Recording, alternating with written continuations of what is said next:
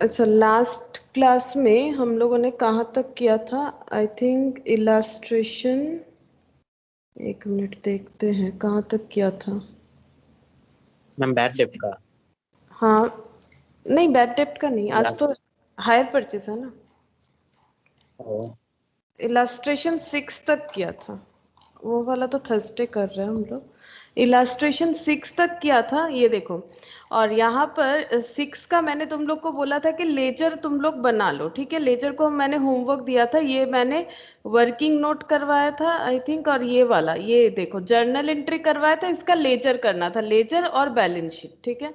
Laser और balance sheet करने के लिए कहा था। तो ठीक है, लेजर ये तो मतलब जर्नल तो बता ही दिया था मैंने। लेजर तुम लोगों ने ट्राई किया होगा तो जरूर बनेगा, नहीं बनेगा ऐसा बात नहीं है। लेजर जो है हम लास्ट में वो तुम लोग को दिखा देंगे कैसे करके करना है, वो लास्ट में करवा देते हैं। तब तक हम लोग आज नया जो है वो रिपोजिशन उसके साथ स्टार्ट करते हैं, क्योंकि जर्नल से लेजर करना ऐसा कोई बड़ा बात नहीं है, तुम लोग कर पाओगे, ठीक है। फिर भी हम करवा देंगे, डोंट वरी, हम करवा देंगे, लास्ट में करवाएंगे। तो पहले हम लोग इलास्ट्रेशन 7 से स्टार्ट करते हैं, ठीक है। यहाँ से हमारा मेन क्वेश्चन स्टार्ट होता है, ठीक है।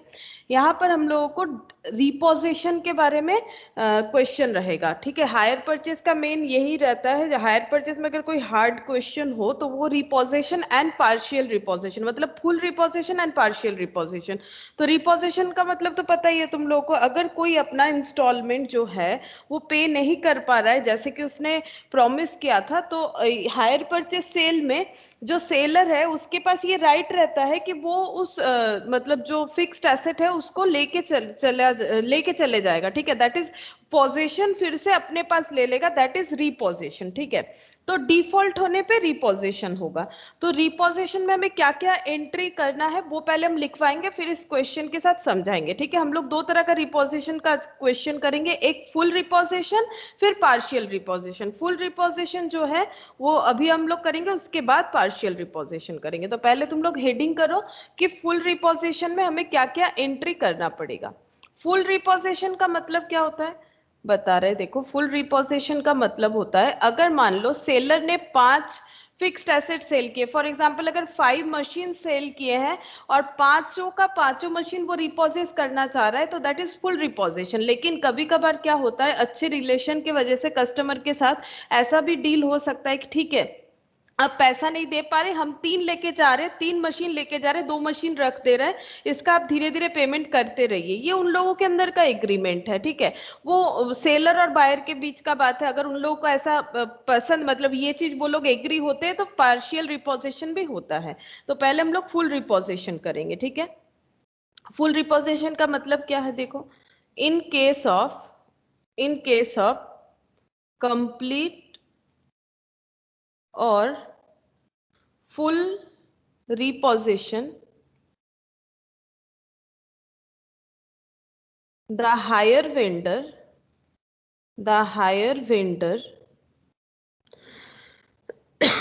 take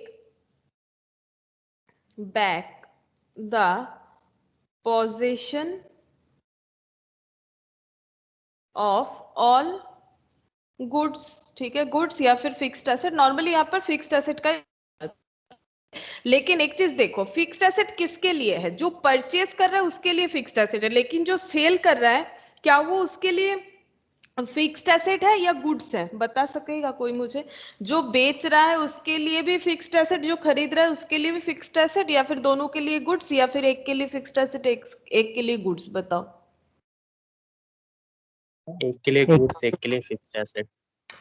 हाँ, जो खरीद रहा है उसके लिए फिक्स्ड एसेट भले इसके ही लिए हो, लेकिन हाँ, लेकिन जो बेच रहा है उसके लिए वो स्टॉक होगा। इसीलिए देखो गुड्स वाला लैंग्वेज मैंने यहाँ पर यूज कर लिया, ठीक है। तो ये गुड्स जो है ये गलत नहीं, ये गुड्स ही होगा, ये फिक्स्ड एसेट नहीं होगा, ठीक है। अच्छा, अब जर्नल एंट्री क्या करना पड़ेगा in case of full repossession. तो जर्नल एंट्री लिखो in case of full repossession. तो दोनों के बुक्स में क्या एंट्री होगा, in the books of hire purchaser, जो परचेजर है उसके बुक्स में क्या एंट्री होना चाहिए अगर फुल रिपोजिशन हो रहा है, और अगर और अगर फुल रिपोजिशन हो रहा है तो in the books of higher vendor क्या होना चाहिए, ठीक है। वेंडर और परचेजर दोनों के बुक्स में क्या एंट्री होगा ये लिखेंगे हम लोग। तो पहले पॉइंट 1 किस वजह से एंट्री होगा, for closing for closing hire vendors account, ठीक है। जो परचेजर है वो अगर पे कर ही नहीं पाएगा तो वो अपना जो वेंडर मतलब जो क्रेडिटर अकाउंट है उसे क्लोज कर देगा। बताओ अगर क्रेडिटर को क्लोज करते हैं तो क्या एंट्री होता है, तुम लोग बताओ। नॉर्मल सेल में अगर क्रेडिटर को क्लोज करते हैं तो क्या एंट्री होता है, तो फिर ये भी अपने आप ही तुम लोग लिख पाओगे। सपोज अगर तुम डेबिट लोगों होगा। ने, हाँ क्रेडिटर डेबिट होगा तो यहाँ पर क्रेडिटर का नाम क्या है, higher vendor. Higher vendor account debit, creditor debit हो गया। और जैसे ही हम लोग क्रेडिटर को क्लोज करें मतलब वेंडर को क्लोज करें, हमारे पास से क्या चला जा रहा है, ये किस लिए हम लोग कर रहे हैं, क्योंकि रिपोजिशन हो रहा है। तो जो परचेजर है उसके पास से क्या चला जाएगा, रिपोजिस करने से उसके पास से उसका क्या चला जाएगा, रिपोजिस क्या चीज को किया जाएगा, एसेट को। गुड। एसेट, एसेट गुड्स उसके लिए होगा ना, जो हायर वेंडर है। जो परचेजर है उसके लिए क्या हो जाएगा, एसेट, ठीक है। उसके लिए हम लोग को लैंग्वेज एसेट यूज करना पड़ेगा, हम लोग गुड्स यूज करेंगे तो वो रॉन्ग कंसेप्ट हो जाएगा, ठीक है। तो अब ये देखो ये क्या करेगा, ऑन रिपोजिशन ऑफ, ये देखो गुड्स, वेंडर, वेंडर मतलब जो सेलर है वो जब अपना गुड्स रिपोजेस कर रहा है, ये तो इसी का गुड्स था, ये परचेजर को दिया था हायर परचेज बेसिस पे, लेकिन परचेजर बोल रहा है अभी हम क्या करेंगे, नहीं दे पा रहे इंस्टॉलमेंट, आप अपना गुड्स लेके जाइए मतलब रिपोजेस कर लीजिए मेरे से। तो ये क्या एंट्री करेगा बताओ, ये परचेजर का जो अकाउंट है मतलब डेटर अकाउंट को क्लोज करेगा। तो डेटर जब ओपन रहता है तो डेबिट होता है, डेटर का ओपनिंग बैलेंस क्या होता है, डेबिट। जब क्लोज होगा तो वो क्या हो जाएगा, क्रेडिट। और डेटर को यहाँ पर क्या बोलते हैं, हायर परचेजर। एक्चुअली इस वेंडर के लिए ये हायर परचेसर तो डेटर ही हो गया ना। अच्छा अब ये डेबिट किसे करेगा, डेबिट किसे करेगा, डेबिट करेगा गुड्स रिपोजिस्ट को, गुड्स रिपोजिस्ट, क्योंकि इसके पास गुड्स आ रहा है, व्हाट कम्स इन डेबिट, तो गुड्स रिपोजिस्ट।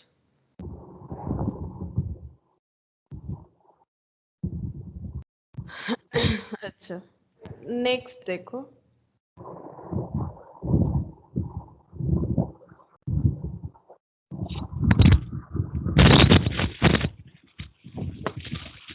বিশাল মিউট করে না, মনে হচ্ছে আনমিউট হয়ে গেছে। अच्छा पॉइंट 2 देखो, फॉर क्लोजिंग एसेट अकाउंट। अब इसके पास एक एसेट अकाउंट होगा, लास्ट दिन जब हम लोग कर रहे थे तो हम लोग क्या किए थे, एसेट अकाउंट दोनों इसके बुक्स में दिखाए थे ना, जो हायर परचेजर है इसके बुक्स में दिखाए थे किस तरह से डेप्रिसिएशन चार्ज करता है। ये देखो लास्ट क्लास का भी तुम लोग को दिखेगा, ये देखो इसका ये डेप्रिसिएशन वगैरह चार्ज कर रहा था, कहाँ पर गया, ये देखो डेप्रिसिएशन टू मशीन, फिर क्लोज, फिर डेप्रिसिएशन टू मशीन, इस तरह से चल रहा था, ठीक है। तो ये क्या करेगा, इसने डेटर अकाउंट तो क्लोज कर दिया है, अब इसको कौन सा अकाउंट क्लोज करना पड़ेगा, एसेट अकाउंट क्लोज करना पड़ेगा। अब एसेट अकाउंट क्लोज करने का इसके पास दो कंडीशन अपीयर हो सकता है, देखो, if the book value, if the book value of asset exceeds the amount due to higher vendor। अब इसका मतलब ये पहले लिख लो, इसका मतलब तुम लोग क्वेश्चन के साथ समझ पाओगे, ऐसे अभी हम बोलेंगे तो नहीं समझ पाओगे। ये जो लिखवा रहे हैं अभी लिखो, इसको नहीं समझाएंगे, इसको क्वेश्चन के साथ समझाएंगे, इसे जस्ट लिख लो जैसे जैसे लिख रहे हैं हम लोग। अच्छा और यहाँ पर पॉइंट 2, इफ रिवर्स, अगर उल्टा हो रहा है तो एंट्री क्या हो जाएगा, एसेट, एसेट टू पीएल। अच्छा इसके यहाँ पर क्या क्या एंट्री होगा, for amount spent on reconditioning of goods रिपोजिट।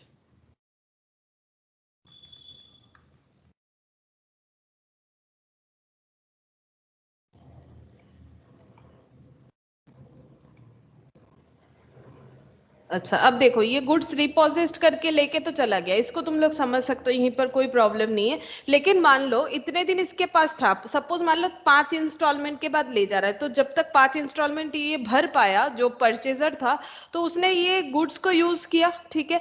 तो कुछ डैमेज तो होगा ना, डेप्रिसिएशन हुआ, डैमेज हुआ। तो अगर हम लोग चाहे कि इसको थोड़ा सा और बेटर कंडीशन में लाए सेकेंड हैंड प्रोडक्ट बेचने के लिए, क्योंकि ऑलरेडी सेकेंड हैंड हो चुका है, तो हम लोग क्या कर सकते हैं, इस पे अपना कुछ खर्चा कर सकते हैं। मतलब जो सेलर है वो उसे रिकंडीशनिंग कर सकता है, तो उसके लिए खर्चा होगा, तो खर्चा होगा तो पैसा चला जाएगा, तो टू कैश या फिर टू बैंक लिख सकते हो, ठीक है।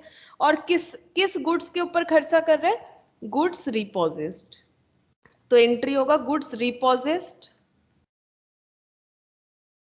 अकाउंट डेबिट टू बैंक, ये खर्चा हम लोग कर सकते हैं, ठीक है। खर्चा करके उसे थोड़ा बेटर कंडीशन में ला सकते हैं, फिर सेल कर सकते हैं। फॉर सेल ऑफ गुड्स रिपोजिस्ड, जो गुड्स रिपोजिस्ड किया था वो सेल कर दिया फिर से, ठीक है। तो सेल का एंट्री क्या होता है, सेल का एंट्री हो जाएगा, सेल करने से अगर कैश सेल कर रहा है तो कैश, और या फिर बैंक, या फिर अगर क्रेडिट सेल हो रहा है तो डेटर, वो तो डिपेंड करेगा ना, क्वेश्चन हमें बता देगा कि क्या सेल है। टू टू क्या होगा, टू क्या होगा, गुड्स रिपोजिस्ट, कौन सा वाला हम लोग बेच रहे हैं, गुड्स रिपोजिस्ट जो किया था वो वाला हम लोग बेच रहे हैं, ठीक है। अच्छा, अब अगर बेच के हमारा लॉस होता है, अगर बेच के प्रॉफिट या लॉस कोई भी एक अपीयर हो सकता है, ठीक है। अगर प्रॉफिट होगा बेचने के बाद,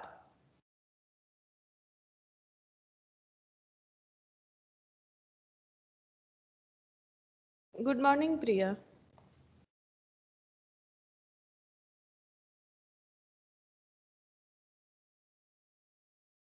गुड मॉर्निंग प्रिया।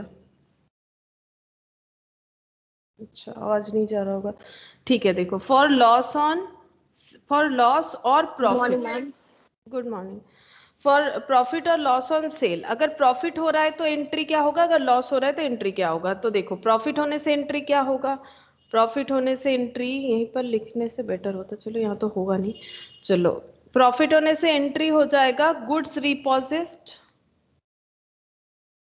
नहीं सॉरी, एक मिनट, प्रॉफिट लिखा है कि लॉस लिखा है मैंने, एक काम करते, हे भगवान, पूरा ही चला गया।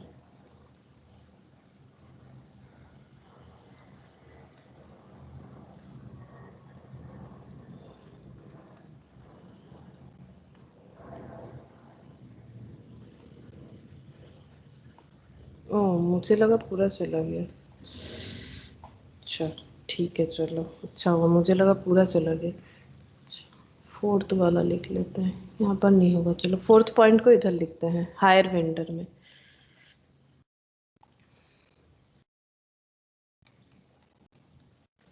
For loss on sale of goods repossessed, अगर गुड्स जो रिपोजिस्ट किए फिर उसे सेल किए, उसमें अगर लॉस हो रहा है तो लॉस होने से पीएल डेबिट टू गुड्स रिपोजिस्ट,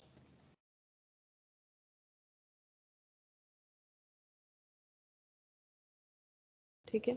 और अगर प्रॉफिट हो रहा है, for profit, for profit reverse entry हो जाएगा, फॉर प्रॉफिट रिवर्स एंट्री हो जाएगा, गुड्स रिपोजिस्ट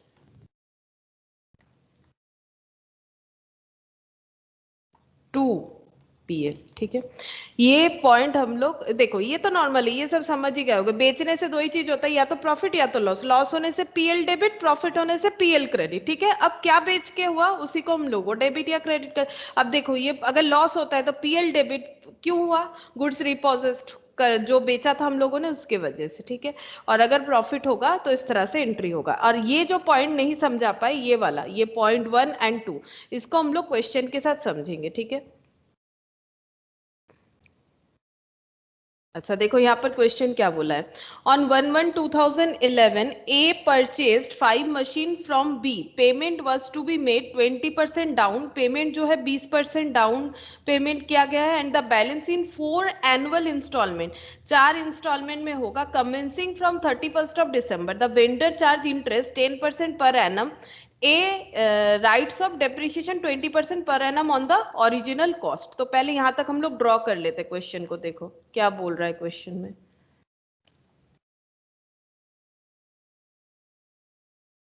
1/1/11 में परचेज किया गया है 5 मशीन ये देखो 1111 में परचेस किया गया है 5 मशीन फ्रॉम बी, ठीक है। अच्छा 20% डाउन पेमेंट, तो डाउन पेमेंट जिस दिन खरीदते हैं उसी दिन दिया जाता है, तभी उसे डाउन पेमेंट बोला जाता है। तो ये सेम डेट पे डाउन पेमेंट हो जाएगा 20% डाउन पेमेंट। और बैलेंस होगा 4 इंस्टॉलमेंट से एनुअल, मतलब ईयरली वन टाइम, ठीक है। और ये अमाउंट बता दिया है कमेंसिंग फ्रॉम 31 December 2011, यानी फर्स्ट जो इंस्टॉलमेंट होगा वो 31 December 2011 से होगा। तो नेक्स्ट हो जाएगा 31 December 2012, 4 बोला था, और एक 3 31 December 2013, और लास्ट ये 4th नंबर 31 December 2014, ठीक है। और इंस्टॉलमेंट का अमाउंट हम लोगों को देखो बता दिया है, पहला है 2,80,000, फिर 2,60,000, 2,80,000 instalment 1, instalment 2 2,60,000, instalment 3 2,40,000, instalment 3 2,40,000, instalment 4 2,20,000, instalment 4 2,20,000, ठीक है। 2,20,000 इस तरह से इंस्टॉलमेंट देना है हम लोग को। फिर क्या बोला है देखो, वेंडर, वेंडर मतलब कौन, वेंडर चार्ज इंटरेस्ट, मतलब जो बेच रहा है वो 10% इंटरेस्ट लगा रहा है। अच्छा इंटरेस्ट रेट कितना लगा है, इसी दिन बोल दिया होगा, eight the rate of 10% per annum interest लगेगा, ठीक है। और उसके बाद राइट ऑफ करना है ए मतलब जो परचेसर है उसने डेप्रिसिएशन कितना लगाया 20% ऑन ओरिजिनल कॉस्ट। अच्छा डेप्रिसिएशन लगाया है at the rate of 20% on original cost, मतलब SLM, straight line method, original cost पे मतलब, on A's failure to pay the instalment due on 31 December 2012। तो 31 December 2012 से इंस्टॉलमेंट नहीं दे पाया, ठीक है, यहाँ से फेलियर हुआ है, यहाँ मैंने क्रॉस लगा दिया, यहाँ से आगे का इंस्टॉलमेंट नहीं दे पाया। फिर क्या हुआ, B repossessed all the machine on 1/1/2013। अच्छा 1/1/2013 इसके ठीक एक दिन बाद का डेट हो जाएगा, इस दिन रिपोजेस्ड हो गया है, रिपोजेस्ड,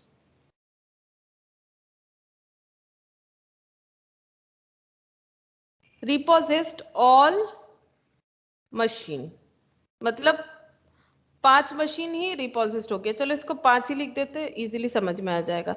रिपोजेस्ड ऑल 5 मशीन, सारा 5 मशीन जो है वो इन लोगों ने रिपोजिस्ट कर लिया है 1/1/2013 को, and valued them on the basis of 40% per annum. अच्छा डेप्रिसिएशन ऑन WDV बेसिस, मतलब जब ये लेके जा रहा है, तो लेके जब जा रहा है वेंडर, वो बोल रहा है कि मेरा जो एसेट है उसका हम अपने हिसाब से वैल्यू करेंगे, और उसने वैल्यू क्या लगाया है 40% per annum WDV, 40% per annum, मतलब कितना कम हो गया एसेट, एसेट कितना यूज हुआ है उसको आइडेंटिफाई करने के लिए डेप्रिसिएशन चार्ज करना पड़ेगा। तो फिर जो वेंडर है उसके हिसाब से वो बोल रहा है 40% पर एनम हम WDV के हिसाब से चार्ज करके देखेंगे कि कितना एसेट यूज हुआ है।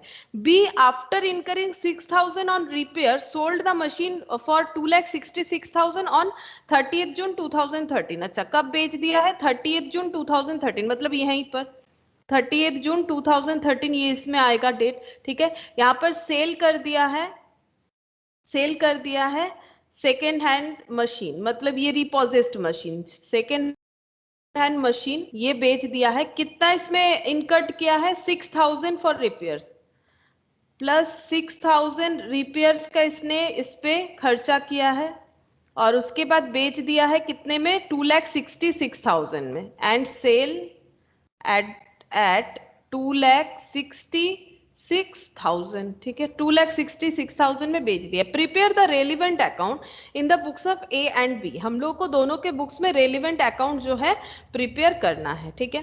तो अकाउंट तो प्रिपेयर करेंगे, लेकिन ये पूरे क्वेश्चन में सबसे पहले क्या फाइंड आउट करना पड़ेगा, कोई बताएगा मुझे, सबसे पहले क्या फाइंड आउट करना पड़ेगा, क्या मिसिंग है यहाँ पर। बहुत कुछ तो बताया है, लेकिन मेन चीज ही तो नहीं बताया है, बताओ क्या मिसिंग है यहाँ पर।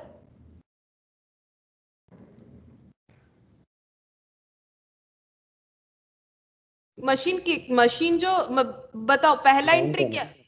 हाँ बताओ, डाउन पेमेंट तो मिसिंग है, तो डाउन पेमेंट किसके ऊपर होता है, डाउन पेमेंट किसके ऊपर, cash price, correct. Cash price ही तो नहीं है, डाउन पेमेंट तो हमेशा कैलकुलेट करना पड़ता है या फिर कभी कभार बता देता है, लेकिन डाउन पेमेंट तो डिपेंड है कैश प्राइस के ऊपर, वही तो नहीं है। तो अगर कैश प्राइस नहीं है तो सबसे पहले हमें वर्किंग नोट, जो कि हम लोग एकदम जो हमारा हायर परचेज का क्लास 1 था, ठीक है, आज हम लोग 3rd क्लास कर रहे हैं। फर्स्ट क्लास में मैंने क्या सिखाया था तुम लोग को, यही सब सिखाया था कि कैसे करके हम लोग अगर मिसिंग रहता है डेटा उसे आइडेंटिफाई करेंगे, ठीक है। तो बताओ यहाँ पर कैसे करके हमें फाइंड आउट करना था, इसके बारे में मैंने बहुत सारा चीज पढ़ाया था। रुको तुम लोग सोचो, तब तक हम दिखाते हैं कि मैंने कहाँ पर दिखाया था। हम वो वाला स्लाइड निकाल के दिखाते हैं, रुको तुम लोग तब तक मुझे बताओ कैसे कैलकुलेट करना पड़ेगा, हम स्लाइड ढूंढ के दिखाते हैं तब तक। दो तरह से मैंने इस क्वेश्चन को सॉल्व कराया था, इस तरह के क्वेश्चन को, ठीक है। दो तरह से चाहो तो तुम लोग उसको फाइंड आउट कर सकते हो। बताओ कैश प्राइस कितना होगा। सबने क्लास किया था उस दिन, और बाकियों को मैंने वीडियो दिया है, जिन लोग का एब्सेंट मतलब जिन जिन लोग नहीं कर पाए, चाहे रीजन जो भी हो, तो मेरे हिसाब से सबको अभी जो प्रेजेंट है क्लास में, सबने कैसे ना कैसे वो क्लास तो किया हुआ ही है। बताओ क्या होगा, कैश प्राइस क्या होगा, कौन सा डेट था उस दिन, हम तो अभी ढूंढ के निकालेंगे। तुम लोग बताओ क्या होगा कैश प्राइस, कैसे कैलकुलेट करना पड़ेगा बताओ। मुझे मिल गया स्लाइड।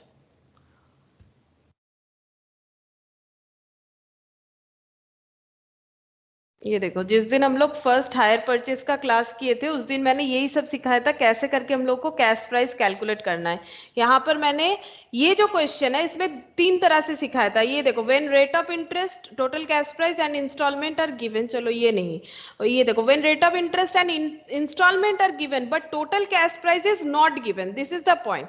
तो यहाँ पर ये इस तरह से मैंने लिखवाया था इंस्टॉलमेंट 1 2 3, और मैंने 2 तरह से क्वेश्चन को समझाया था, एक तो वो प्रिंसिपल को मान के, और दूसरा एक मेथड है जो मैक्सिमम तुम लोग को बुक में मिलेगा, शॉर्टकट मेथड। ये देखो 3rd इंस्टॉलमेंट, उसके बाद फिर उसमें इंटरेस्ट जोड़ के, ठीक है, जो लॉजिकली तो समझ में उतने अच्छे तरीके से नहीं आता है जितना कि ये मैंने समझाने का कोशिश किया था। P1 P2 यहाँ पर मैंने ये भी दिखाया था प्रिंसिपल के हिसाब से कि कौन सा क्या प्रिंसिपल है, कौन सा। ये देखो, जब हम लोग पहला अमाउंट जो है, पहला अमाउंट जो पे करते हैं तो प्रिंसिपल 1 पे करते हैं, फिर प्रिंसिपल 2, फिर प्रिंसिपल 3, इस तरह से होता है। और इंटरेस्ट जो लगता है पहले जो लगता है सारे प्रिंसिपल पे लगता है, फिर एक प्रिंसिपल पे होने से एक डिडक्ट हो जाता है।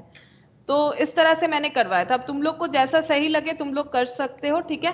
तो यहाँ पर सबसे पहले हम वर्किंग नोट दिखा रहे हैं कि कैसे करके हम लोग कैश प्राइस निकालेंगे, ठीक है। तो इंस्टॉलमेंट 3 से स्टार्ट करना पड़ेगा हम लोग को, बैक से स्टार्ट करना पड़ता है जब, क्योंकि ये मैंने पहले बता दिया था कि कैसे तुम लोग को करना है, इसके बारे में मैंने डिटेल्स बता दिया, लेकिन तुम लोग कोई मुझे आंसर नहीं दिए। चलो फिर से एक बार इसको सुन लेना तुम लोग, अगर भूल गए हो तो। इंस्टॉलमेंट 3, ठीक है, इंस्टॉलमेंट 3 जो है वो कितना है, सॉरी 4 इंस्टॉलमेंट है, लास्ट इंस्टॉलमेंट यहाँ पर 4th हो जाएगा, तो इंस्टॉलमेंट 4 है। ये देखो 2,20,000, 2,20,000, ठीक है, 2,20,000 है। अब ये कैसे मिलेगा, इंस्टॉलमेंट 4, इंस्टॉलमेंट का मतलब ही होता है कि प्रिंसिपल प्लस इंटरेस्ट, तो यहाँ पर प्रिंसिपल 3 देना पड़ेगा और इंटरेस्ट हो जाएगा P3 पे 10%। ये देखो P3 पे 10%। हम ये एक बार जब क्वेश्चन सॉल्व हो जाएगा फिर से एक बार समझा देंगे, फिलहाल इस तरह से देखो, जब पूरा कंप्लीट हो जाएगा हम यहाँ पर लिख के समझा देंगे कैसे हो रहा है। वैसे तो मेरा समझाया हुआ है, एक बार क्लास फर्स्ट क्लास जो है वो देखने से तुम लोग समझ जाओगे, ये तो मेरा ऑलरेडी करवाया हुआ है। तुम लोग से मुझे आंसर मिलना चाहिए था इसका। ये हो गया 2 लाख, देखो 2,20,000 डिवाइडेड बाई 1.1, ये हो गया 2 लाख। P3 2 लाख हो गया, तो इंटरेस्ट कितना होगा, इंस्टॉलमेंट था 2,20,000, इंस्टॉलमेंट मतलब होता है प्रिंसिपल प्लस इंटरेस्ट, तो इससे इंटरेस्ट हटा दो तो ये हो जाएगा, सॉरी प्रिंसिपल हटा दो तो इंटरेस्ट मिल गया 20,000, ठीक है, इंटरेस्ट मिल गया हमें 20,000। अच्छा, अब नेक्स्ट हम लोग I3 इंस्टॉलमेंट 3 का वैल्यू है 2,40,000 शायद, हाँ 2,40,000 है। ये देखो 2,40,000 है, 2,40,000। और इंस्टॉलमेंट 3 कैसे होगा, इंस्टॉलमेंट 3 में हमें क्या पे करना पड़ेगा, इंस्टॉलमेंट 3 में हमें कौन सा प्रिंसिपल पे करना पड़ेगा, प्रिंसिपल बताओ इंस्टॉलमेंट 3 में कौन सा प्रिंसिपल पे करना पड़ेगा? प्रिंसिपल 3 और इंटरेस्ट देना पड़ेगा प्रिंसिपल 3 प्लस प्रिंसिपल 4 के ऊपर 2,40,000। अच्छा, अब ये P3 तो दिया हुआ है 2 लाख, P3 दिया हुआ है 2 लाख, ठीक है। और यहाँ पर 2 लाख, P3 फिर से 2 लाख प्लस P4 कितना हो जाएगा? P4 नहीं पता, वही तो कैलकुलेट करना है। 10% इक्वल टू 2,40,000। अब 2 लाख और 2 लाख पे 10% मतलब 20,000 प्लस 0.1 P4 इक्वल टू 2,40,000। तो 0.1 P4 इक्वल टू ये कितना हो जाएगा?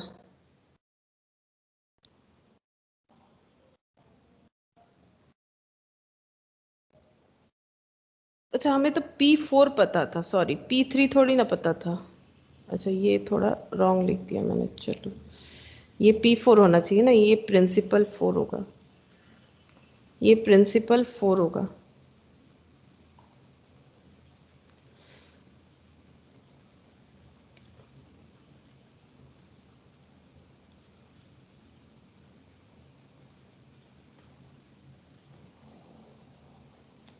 ये ठीक था। P3 plus P4, actually P4 का वैल्यू मुझे लिखना है 2 लाख। P4 एक काम करते, इसे आगे पीछे कर देते, ये कर दिया मैंने P4 और ये हो गया P3, तो ये P3।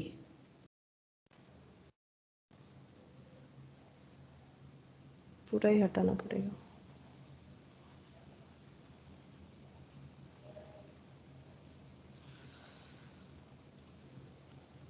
P3 plus 2 lakh plus P3 into 10% equal to 2,40,000। P3 plus ये हो गया 20,000 प्लस 0.1 P3 इक्वल टू 2,40,000। तो ये कितना हो जाएगा? ये देखो, ये हो गया 1.1 P3, ये 2,20,000। तो P3 इक्वल टू 1.1 से डिवाइड करने से कितना हो जाएगा? 1.1 से 2 लाख हो जाएगा, ठीक है। 2 लाख। तो इंटरेस्ट कितना होगा? अगर प्रिंसिपल 2 लाख है तो इंटरेस्ट यहाँ से माइनस कर दो 40,000, ये 40,000 हो गया, ठीक है। अच्छा, उसके बाद ये इंस्टॉलमेंट 3 हो गया। अब इंस्टॉलमेंट 4 यहाँ पर करते हैं। इंस्टॉलमेंट सॉरी 3 के बाद 2 आएगा, उल्टा चलना है हमें। 2 लाख कितना हो जाएगा? ये हो जाएगा 2,60,000, फिर लास्ट वाला है 2,80,000, तो 2,60,000। तो यहाँ पर कौन सा वाला देना पड़ेगा? यहाँ पर प्रिंसिपल P2 प्लस यहाँ पर क्या क्या आ जाएगा? P2 और यहाँ पर आ जाएगा P2 P3 P4 plus into 10%, ठीक है। Into 10% equal to 2,60,000। प्रिंसिपल 2 हमें कैलकुलेट करना है, प्रिंसिपल 2 नहीं पता। और P3 प्लस P4 दोनों ही 2 लाख करके आया है, तो 2 लाख प्लस 2 लाख 4 लाख हो जाएगा। तो ये P2 प्लस यहाँ पर हो गया P2, एक काम करते हैं, इसे 10% से इंटू कर देते, तो 0.1 P2 प्लस 4 लाख का 10% कितना हो जाएगा? 40,000। तो ये हो गया 2,60,000। 1.1 P2 इक्वल टू ये हो गया 2,20,000, तो P2 हो जाएगा 2 लाख। तो इंटरेस्ट हो जाएगा 2 लाख, माइनस करना पड़ेगा इंस्टॉलमेंट से 60,000। और लास्ट है I1 2,80,000। अब यहाँ पर I1 में आ जाएगा P1 P2 P3 P4 into 10%। P1 plus P1, अच्छा P2 P3 P4 सब 2 लाख करके है, 2 लाख 2 लाख और 2 लाख, सब में 2 लाख आया है, देख सकते हो तुम लोग। अच्छा, यहाँ पर हो जाएगा 0.1 P1 और ये हो गया 6 लाख। 6 लाख पे 10% 60,000, तो 2,80,000 माइनस 60,000, तो 1.1 P1 इक्वल टू 2,20,000 P1 हो जाएगा 2 लाख और इंटरेस्ट हो जाएगा 2 लाख माइनस करने से 80,000। ठीक है, ये वाला चीज मैंने तुम लोग को डिटेल्स में समझाया था जब फर्स्ट क्लास हम लोगों ने किया था। ठीक है, अब इससे हम लोग को कैलकुलेट करना पड़ेगा कैश प्राइस। अच्छा, तो कैश प्राइस कितना होता है? कैश प्राइस मतलब होता है डाउन पेमेंट। कैश प्राइस का मतलब क्या होता है? डाउन पेमेंट प्लस क्या होता है? रिमेनिंग। ठीक है, कैश प्राइस बोला है मैंने, ठीक है, हायर परचेज प्राइस नहीं बोला है। डाउन पेमेंट करने के बाद बाकी जो बचेगा दोनों को मिला के कैश प्राइस होता है। अगर हम लोग कैश दे पाते तो उतना ही हो जाता।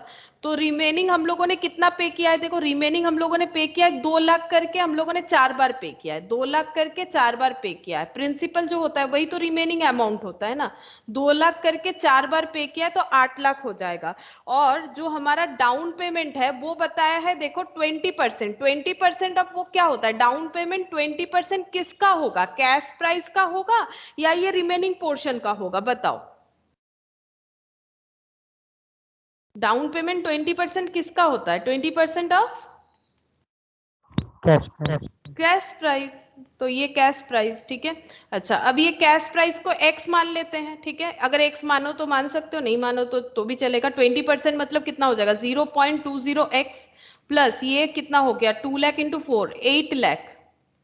ठीक है, 8 लाख। तो ये इधर आएगा माइनस हो जाएगा 1 minus 0.2 0.8x 0.8x equal to 8 lakh. तो x equal to 8 lakh divided by 0.8 10 lakh. ठीक है, 10 लाख हो गया कैश प्राइस। 10 लाख हो जाएगा कैश प्राइस। अब देखो, अब समझाते हैं। ये प्रिंसिपल वाला अगर तुम लोग भूल गए हो तो फिर से एक बार बता देते हैं, लेकिन नेक्स्ट बार से जरूर याद रखना। ये देखो, क्यों प्रिंसिपल वाला कंसेप्ट हम एक बार फिर से बता देते हैं। अगर हम लोग को क्वेश्चन में ये बता देता कि हमारा कैश प्राइस कितना है तो वो रहता 10 लाख। ठीक है, 10 लाख का हम लोग 5 मशीन खरीद रहे हैं जिसमें पहले डाउन पेमेंट करना पड़ेगा। 20% डाउन पेमेंट मतलब 10 लाख का 20% लगा लो, 2 लाख होता है। ठीक है, तो कितना पैसा हमें देना पड़ेगा? 8 लाख। लेकिन हम लोग नहीं दे पाएंगे तो इसलिए हम लोग इंस्टॉलमेंट में देंगे। डायरेक्ट नहीं दे पाएंगे, देन हम लोग इंस्टॉलमेंट में देंगे। तो इंस्टॉलमेंट का मतलब होता है प्रिंसिपल, यहाँ पर 2 कॉलम कर लेते हैं, चलो, प्रिंसिपल और इंटरेस्ट। ठीक है, प्रिंसिपल एंड इंटरेस्ट। तो हमेशा इंटरेस्ट उस अमाउंट पे दिया जाता है जितने का हम लोग लोन लेते हैं। तो हम लोग जब खरीदने गए 10 लाख का प्रोडक्ट था, 2 लाख पे कर दिए, नहीं पे कर पा रहे, कितना बैलेंस कितना बच रहा है? 8 लाख। तो 8 लाख का वो हमें लोन दे रहा है और उस पर इंटरेस्ट लेगा। लोन दे रहा है मतलब क्या? बाद में पेमेंट करने का मतलब ही लोन दे रहा है। तो बताओ, पहले 8 लाख पे, क्योंकि 10% क्वेश्चन में बताया था, इंटरेस्ट कितना हुआ?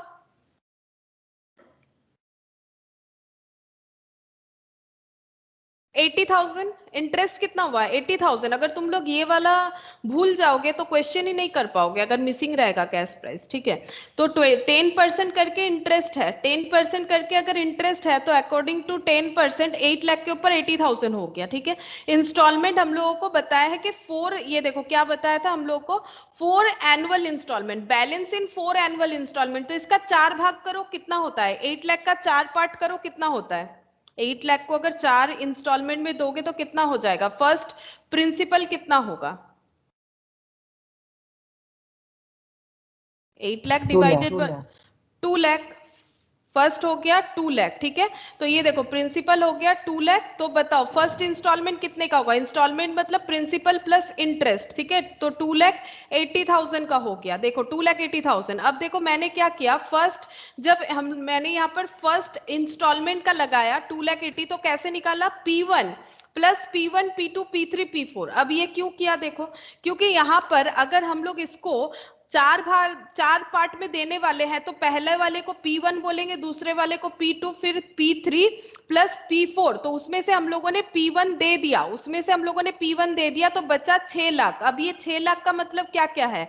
P2 plus P3 plus P4, क्योंकि हम लोगों ने P1 दे दिया। तो पहला इंटरेस्ट जब इंस्टॉलमेंट देते हैं तो वो इंटरेस्ट कितने पे लगता है?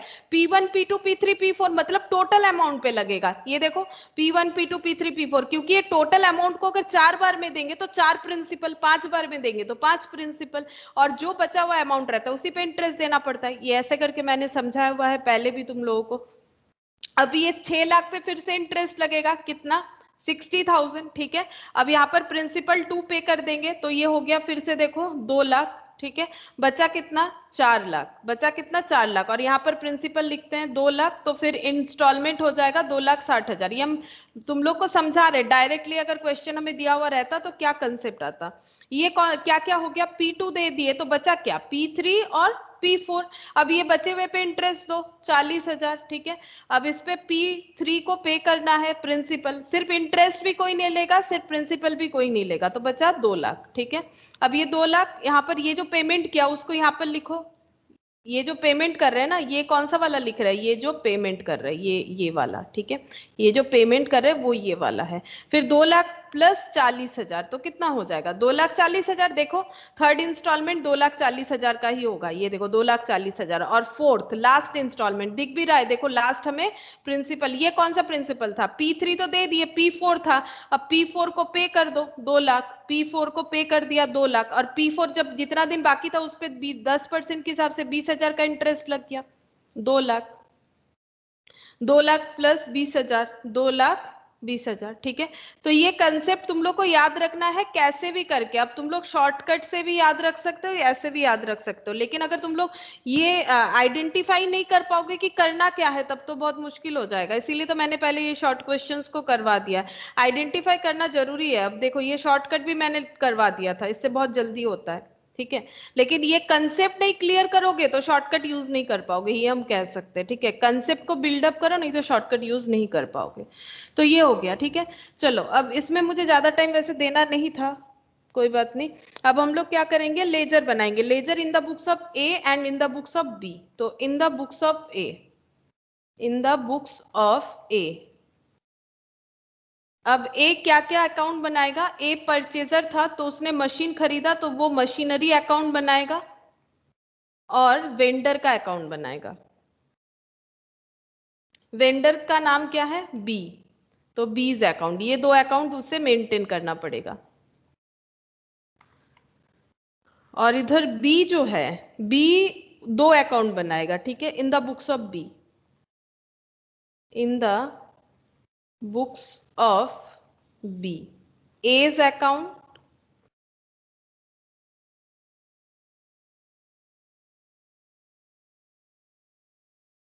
और गुड्स रिपोजिट अकाउंट।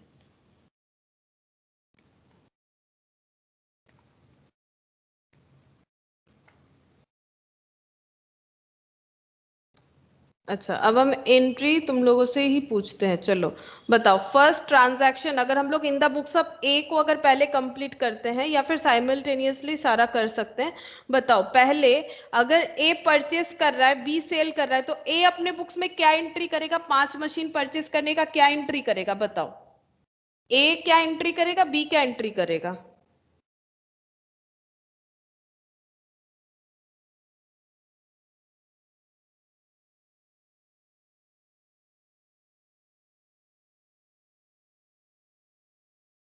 बोलो।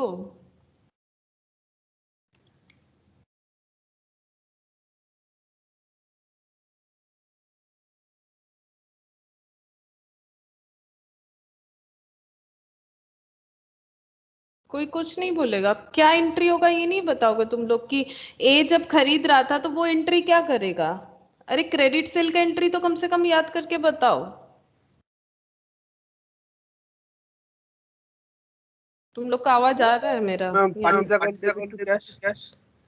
হ্যাঁ ক্যাশ তো হবে না, কারণ এটা তো আমাদের হায়ার পারচেসে কিনছি, ইনস্টলমেন্ট তো, আমি তো পেমেন্ট করতে পাচ্ছি না, তাই না। Purchase debit, purchase account debit, cash হবে না, কি হবে বলো, ঠিকই বলেছো, ক্যাশ কেন ক্রেডিট হবে, আমার তো টাকা এই মুহূর্তে যাচ্ছে না, শুধু ডাউন পেমেন্ট যাবে। তাহলে পার্টিকে ক্রেডিট হ্যাঁ বি, বি, এই তো বি। আচ্ছা ये देखो পারচেস होगा नहीं पहले, হ্যাঁ স্নেহা से যেটা ভুল হলো, পারচেস কেন হবে, ফিক্সড অ্যাসেট কিনছে তো। मशीन, हाँ फिक्स्ड एसेट खरीदने का एंट्री क्या होता है, मशीन अकाउंट डेबिट, मशीन का नाम दे दिया है, मशीन अकाउंट डेबिट, ठीक है। Machine account debit to B, 1/1/2011 को क्या एंट्री करेगा, machine account debit to B's account, B से खरीदा है, कितने का मशीन खरीदा है, 10 लाख का मशीन खरीदा है, ठीक है, 10 लाख का मशीन खरीदा है, तो बी के अकाउंट्स में क्रॉस पोस्टिंग हो जाएगा 1111 को बाई क्या हो जाएगा, क्रॉस पोस्टिंग में बाई मशीन, कितना हो गया 10 लाख, ठीक है। पहले हम लोग ए के हिसाब से सोचते हैं, मतलब खुद को तुम लोग सोचो परचेजर, ठीक है, फिर धीरे धीरे मुझे एंट्री बताने का कोशिश करो, एंट्री नहीं बता पाओगे तो कैसे करोगे हायर परचेज। अब उसके बाद मशीन खरीद लिए, फिर डाउन पेमेंट करोगे 20%, बताओ डाउन पेमेंट करने का एंट्री बताओ, डाउन पेमेंट करने से पैसा जाएगा, बताओ डाउन पेमेंट करने का एंट्री बताओ। अगर किसी को हम लोग पेमेंट करेंगे तो क्रेडिट होगा कैश या डेबिट होगा, पहले ये सोचो ना, प्रैक्टिकली सोचो ना। अगर तुम लोग ही दुकान में गए हो, मशीन खरीदे हो, डाउन पेमेंट कर रहे हो, तो क्या जा रहा है तुम लोगों के पास और क्या आ रहा है, बताओ। B account debit to bank. To bank होगा, करेक्ट, लेकिन बी, हाँ बी टू बैंक होगा 1111, बी को डेबिट करेंगे क्योंकि बी तो ऑलरेडी 10 लाख से क्रेडिट होके रखा है, लेकिन मैंने तो भाई तुम्हें 10 लाख से 20% दे दिया ना, तो मेरा जो अमाउंट है उसे कम करो, मेरा लाइबिलिटी को कम करो, तो to bank, B to bank, यहां पर लिखना पड़ेगा down payment, down payment, down payment का जगह चलो हो गया, यहाँ पर लिख देते हैं 2 लाख, 2 लाख का डाउन पेमेंट कर दिए, ठीक है, 2 लाख का डाउन पेमेंट कर दिए। अच्छा अब बताओ डाउन पेमेंट करने के बाद क्या होगा, हायर परचेज में डाउन पेमेंट करने के बाद होता क्या है, जो अमाउंट बच जाता है, ये देखो, इसीलिए बार बार हम बोल रहे हैं तुम लोग वर्किंग को समझो, नहीं तो जो फर्स्ट क्लास था उसे फिर से एक बार सुनो, फिर से जो लोग क्लास किए हो वो लोग भी सुनो, जिन्होंने सुना है वो लोग भी फिर से सुनो, नहीं तो नहीं कर पाओगे। ये जो बचा हुआ अमाउंट है इस पे सारे साल में क्या ड्यू होगा, ये जो 8 लाख है इस पे अभी थोड़ी ना इंटरेस्ट देना, इंटरेस्ट कब देना पड़ेगा पहले ये बताओ, इंस्टॉलमेंट के साथ, इंटरेस्ट कब देना पड़ेगा, इंस्टॉलमेंट के साथ, ठीक है। और ये इंस्टॉलमेंट हम लोग कब देंगे, at the end of the year, ये देखो इंस्टॉलमेंट कब देंगे, at the end of the year, मतलब ये पूरे साल भर इंटरेस्ट मेरा ड्यू होते जाएगा, मतलब इतना इंटरेस्ट एक्यूमुलेट होते होते यहाँ पर मेरा इंटरेस्ट कितना आ जाएगा, ये देखो यहाँ पर क्या हुआ, मेरा इंटरेस्ट कितना आ जाएगा 80,000, फर्स्ट ईयर का इंटरेस्ट कितना आ जाएगा 80,000। तो यहाँ पर जब इंटरेस्ट ड्यू करेंगे तो एंट्री क्या होगा, अगर इंटरेस्ट ड्यू कर रहा है, कौन कर रहा है, ए ने क्या किया है, मशीन खरीदा है, तो उसके लिए इंटरेस्ट इनकम है या एक्सपेंस है, बताओ उसके लिए इंटरेस्ट इनकम है या एक्सपेंस है, एक्सपेंस, तो एक्सपेंस होने से एक्सपेंस पेमेंट करने का एंट्री बताओ एक बार, ड्यू अगर नहीं पता है तो एक्सपेंस का पेमेंट का एंट्री बताओ, कोई भी एक्सपेंस का बताओ, सैलरी पेड एंट्री बताओ, इंटरेस्ट डेबिट हो जाएगा और वो क्रेडिट। क्रेडिट क्या होगा बताओ, इंटरेस्ट तो डेबिट होगा, क्रेडिट क्या होगा, बी। बी। और अगर इंटरेस्ट पे कर देते तो क्या होता, मैंने पेमेंट, ये तो ड्यू एंट्री बता दिए तुम, अगर पेमेंट का एंट्री होगा तो क्या होगा, तो वो क्रेडिट हो जाता नहीं इंटरेस्ट, टू कैश आता, नहीं तो बी तो बी तो ऑलरेडी क्रेडिटर ही है, बी नाम दिया हुआ है, तो क्रेडिटर और बी में फर्क क्या है, हाँ इस क्वेश्चन में बी इज ऑलरेडी क्रेडिटर, लेकिन मैंने पूछा था सैलरी पेमेंट का एंट्री, तो नॉर्मल ये होता है सैलरी टू कैश होता है, this is the paid entry, but due entry क्या होता है, ऐसा तो नहीं है कि हम लोग डेली किसी एम्प्लॉय को सैलरी पे करते, वो पूरे महीने ड्यू होता है और किसी एक पर्टिकुलर डेट पे उसे सैलरी दिया जाता है, जब ड्यू होता है तो एंट्री होता है सैलरी टू, जिसे पेमेंट करेंगे, सपोज एम्प्लॉय एक्स है तो सैलरी टू एक्स, ठीक है, this is the due entry, this is the paid entry. फिर जब ये क्लोज होता है PL to salary, this is the closing entry, तो ड्यू पहले होता है, फिर पेड होता है, फिर क्लोज होता है, यही अकाउंट्स का सिस्टम है, पहले ड्यू फिर पेड फिर क्लोज, ठीक है। तो यहां पर पहले पूरे साल भर इंटरेस्ट ड्यू होगा, इंटरेस्ट पेमेंट का एंट्री होना चाहिए था इंटरेस्ट टू कैश या फिर बैंक, क्योंकि पूरे साल भर इंटरेस्ट ड्यू हो रहा है, तो अप टू 31 दिसंबर 2011 तक इंटरेस्ट कितना बनेगा, ये देखो, अगर तुम लोग इसमें खुद को एक्सपर्ट बना लोगे तो फिर बिना वर्किंग नोट के भी कर सकते हो, 10 लाख में 2 लाख पेमेंट कर दिया, बचा कितना 8 लाख, बचा कितना 8 लाख, 8 लाख में 10% कितना हो जाएगा 80,000, देखो ऐसे भी तुम लोग कर सकते हो, कितने तरीके से कर सकते हो, लेकिन सोचना पड़ेगा, अगर तुम लोग सोचोगे नहीं, सिर्फ मतलब एक एकेडमिक वे से करोगे तो बहुत मुश्किल है, तब प्रॉब्लम हो सकता है। अच्छा अब यहाँ पर फिर बताओ इंस्टॉलमेंट कब पे करेंगे, लास्ट डेट को पे करेंगे ईयर का, तो इंस्टॉलमेंट पेमेंट का एंट्री बताओ, हम क्यों लिखे, तुम लोग बताओ पहले इंस्टॉलमेंट पेमेंट का एंट्री क्या होगा, बताओ, पेमेंट कर रहे हैं यहाँ पर, पेमेंट बोला, अभी मैंने सारा चीज सिखाया, what is due entry, what is paid entry, what is closing entry, सब चीज बताया सैलरी का एग्जांपल से। B to bank, B to bank, this is paid entry, ठीक है। यहाँ पर लिख देते हैं इंस्टॉलमेंट। अच्छा, अब इंस्टॉलमेंट कितना देंगे, देखो 10 लाख का 2 लाख देने के बाद, 10 लाख में 2 लाख देने के बाद 8 लाख बचा, 8 लाख बच गया। अब इसे 4 बार में देना है, क्योंकि स्कीम ही वैसा है, 4 इंस्टॉलमेंट में देना है, तो हर एक इंस्टॉलमेंट में प्रिंसिपल कितना लगेगा, 2 लाख का। वैसे तो हम लोगों ने ये सब कैलकुलेट करके रखा है वर्किंग नोट में, लेकिन बिना वर्किंग नोट के भी सोचो ना, कर सकते हो आराम से। 8 लाख का 4 पार्ट करो, 2 लाख हो गया, और 80,000 इंटरेस्ट देना है। मैंने बार बार कहा है कि इंस्टॉलमेंट का मतलब, लेकिन प्रिंसिपल सिर्फ क्यों लेगा, फिर हायर परचेज का मतलब ही क्या है, और सिर्फ इंटरेस्ट क्यों लेगा, वो तो दोनों चीज लेगा। तो 2,80,000, ठीक है, 2,80,000। अब हुआ क्या, हम लोगों ने 10 लाख का मशीन खरीदा, 2 लाख पे कर दिया, बचा कितना, 8 लाख। 8 लाख में कितना पे कर दिया, 2,80,000 पे कर दिया, ठीक है। अब कितना बचेगा, देखो बैलेंस हमेशा इधर आ जाएगा, क्यों आएगा, क्योंकि ये क्रेडिट साइड है, ठीक है, ये डेबिट साइड है, ये क्रेडिट साइड है, क्रेडिट बैलेंस आएगा, ठीक है, तभी तो वो इधर ब्रॉट डाउन होगा। तो 31 दिसंबर 11 में देखो टू बैलेंस सीडी कितना आ रहा है, चेक करो, ये हो गया 10,80,000। यहाँ पर टोटल करो 10,80,000,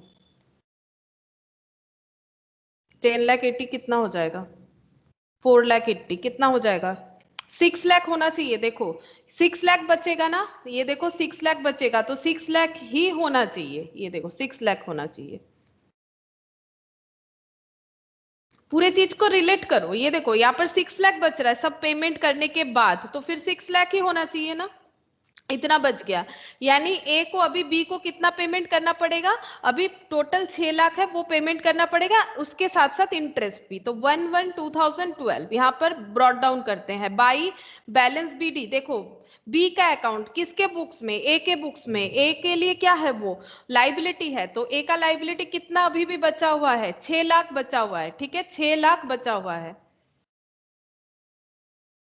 अच्छा, अब 1 साल इसने मशीन भी तो यूज कर लिया, ए ने 1 साल तक मशीन भी तो यूज कर लिया, एक इंस्टॉलमेंट दे दिया, 1 साल मशीन यूज किया, और उसका वैल्यू कितना लगाया है, 20% ऑन ओरिजिनल कॉस्ट। बताओ डेप्रिसिएशन का एंट्री क्या होता है और कौन से डेट पे लगता है, वो बताओ।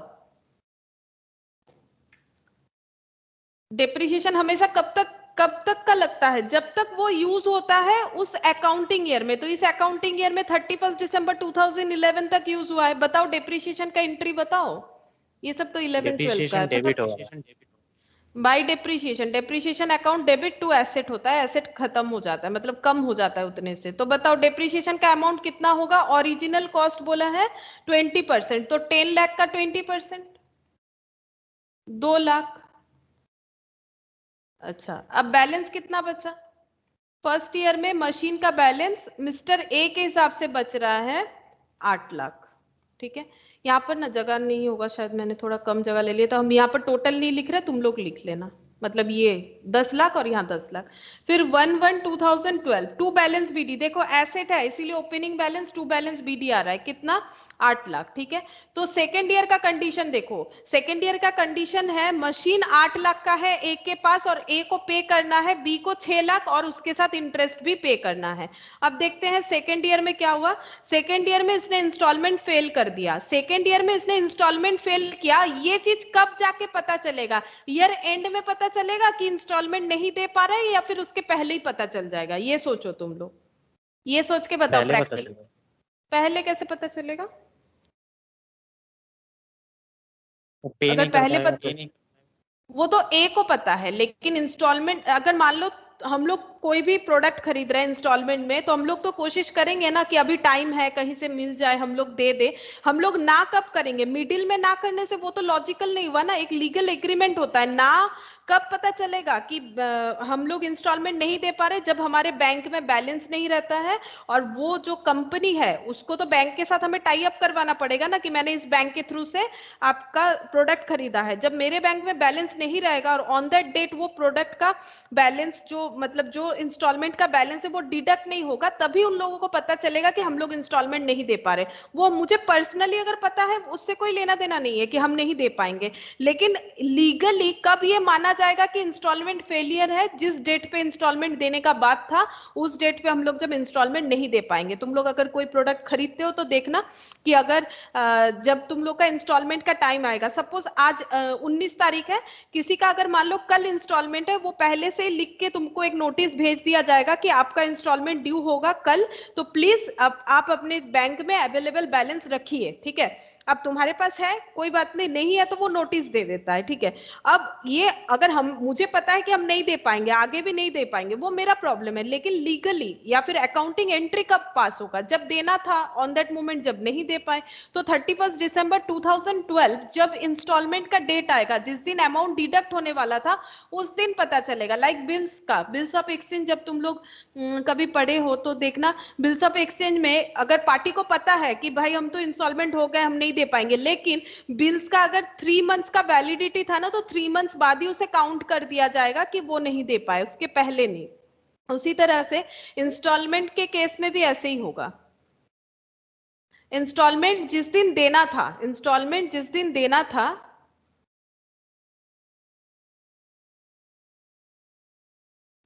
इंस्टॉलमेंट जिस दिन देना था उस दिन, जिस डेट पे देना था उसी दिन काउंट किया जाएगा कि इंस्टॉलमेंट फेलियर है, उसके पहले नहीं काउंट कर सकते, क्योंकि हम लोगों को एंट्री जो है वो तो लॉजिकली करना है, ठीक है, और लीगल कार्रवाई भी जो है वो लॉजिकली होना चाहिए। तो बताओ, क्या ये पूरे साल भर उसने ये एसेट को यूज किया या नहीं किया? बताओ, जो भी मन में आ रहा है बोलो, कोई बात नहीं, अगर गलत सोच रहे हो तो वो, हाँ यूज किया, तो डेप्रिसिएशन होना चाहिए या नहीं होना चाहिए? होना चाहिए। होना चाहिए, ठीक है। तो देखो, पूरे 1 साल तक वो इंस्टॉलमेंट नहीं दे पाया, वो तो तब पता चलेगा ना जब इंस्टॉलमेंट देने का टाइम आएगा, उसके पहले नहीं कंसीडर किया जाएगा, लेकिन 1 साल उसने तो पूरा यूज कर लिया, तो डेप्रिसिएशन होना चाहिए। तो बताओ फिर से, डेप्रिसिएशन कितना लगाए? ओरिजिनल कॉस्ट बोला था, बताओ। सेम होगा 2 लाख। 2 लाख। अच्छा, बैलेंस कितना बचा? 6 लाख। 6 लाख।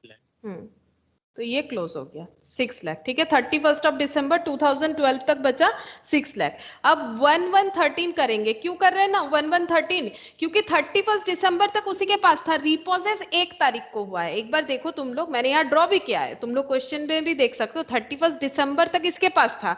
अब इसने जब इंस्टॉलमेंट फेल किया, इंस्टॉलमेंट देने का डेट ये वाला था, इंस्टॉलमेंट देने का डेट ये वाला था, बट उसने रिपोजेस किया 1 तारीख को। इसीलिए देखो मैंने अकाउंट को क्या किया, मैंने अकाउंट को यहाँ क्लोज कर दिया, क्योंकि 31 दिसंबर तक ये एसेट इसके पास ही था। किसके पास? ए के पास। 1 तारीख जब हुआ तो इसने अपने अकाउंट में इसको ब्रॉट डाउन कर डाला, ठीक है, ब्रॉट डाउन कर दिया कि मेरे पास 6 लाख का एसेट है। लेकिन अब ये रिपोजेस होने वाला है, 1 तारीख को मिस्टर बी आने वाले हैं और ये रिपोजेस करके लेके चले जाएंगे, ठीक है।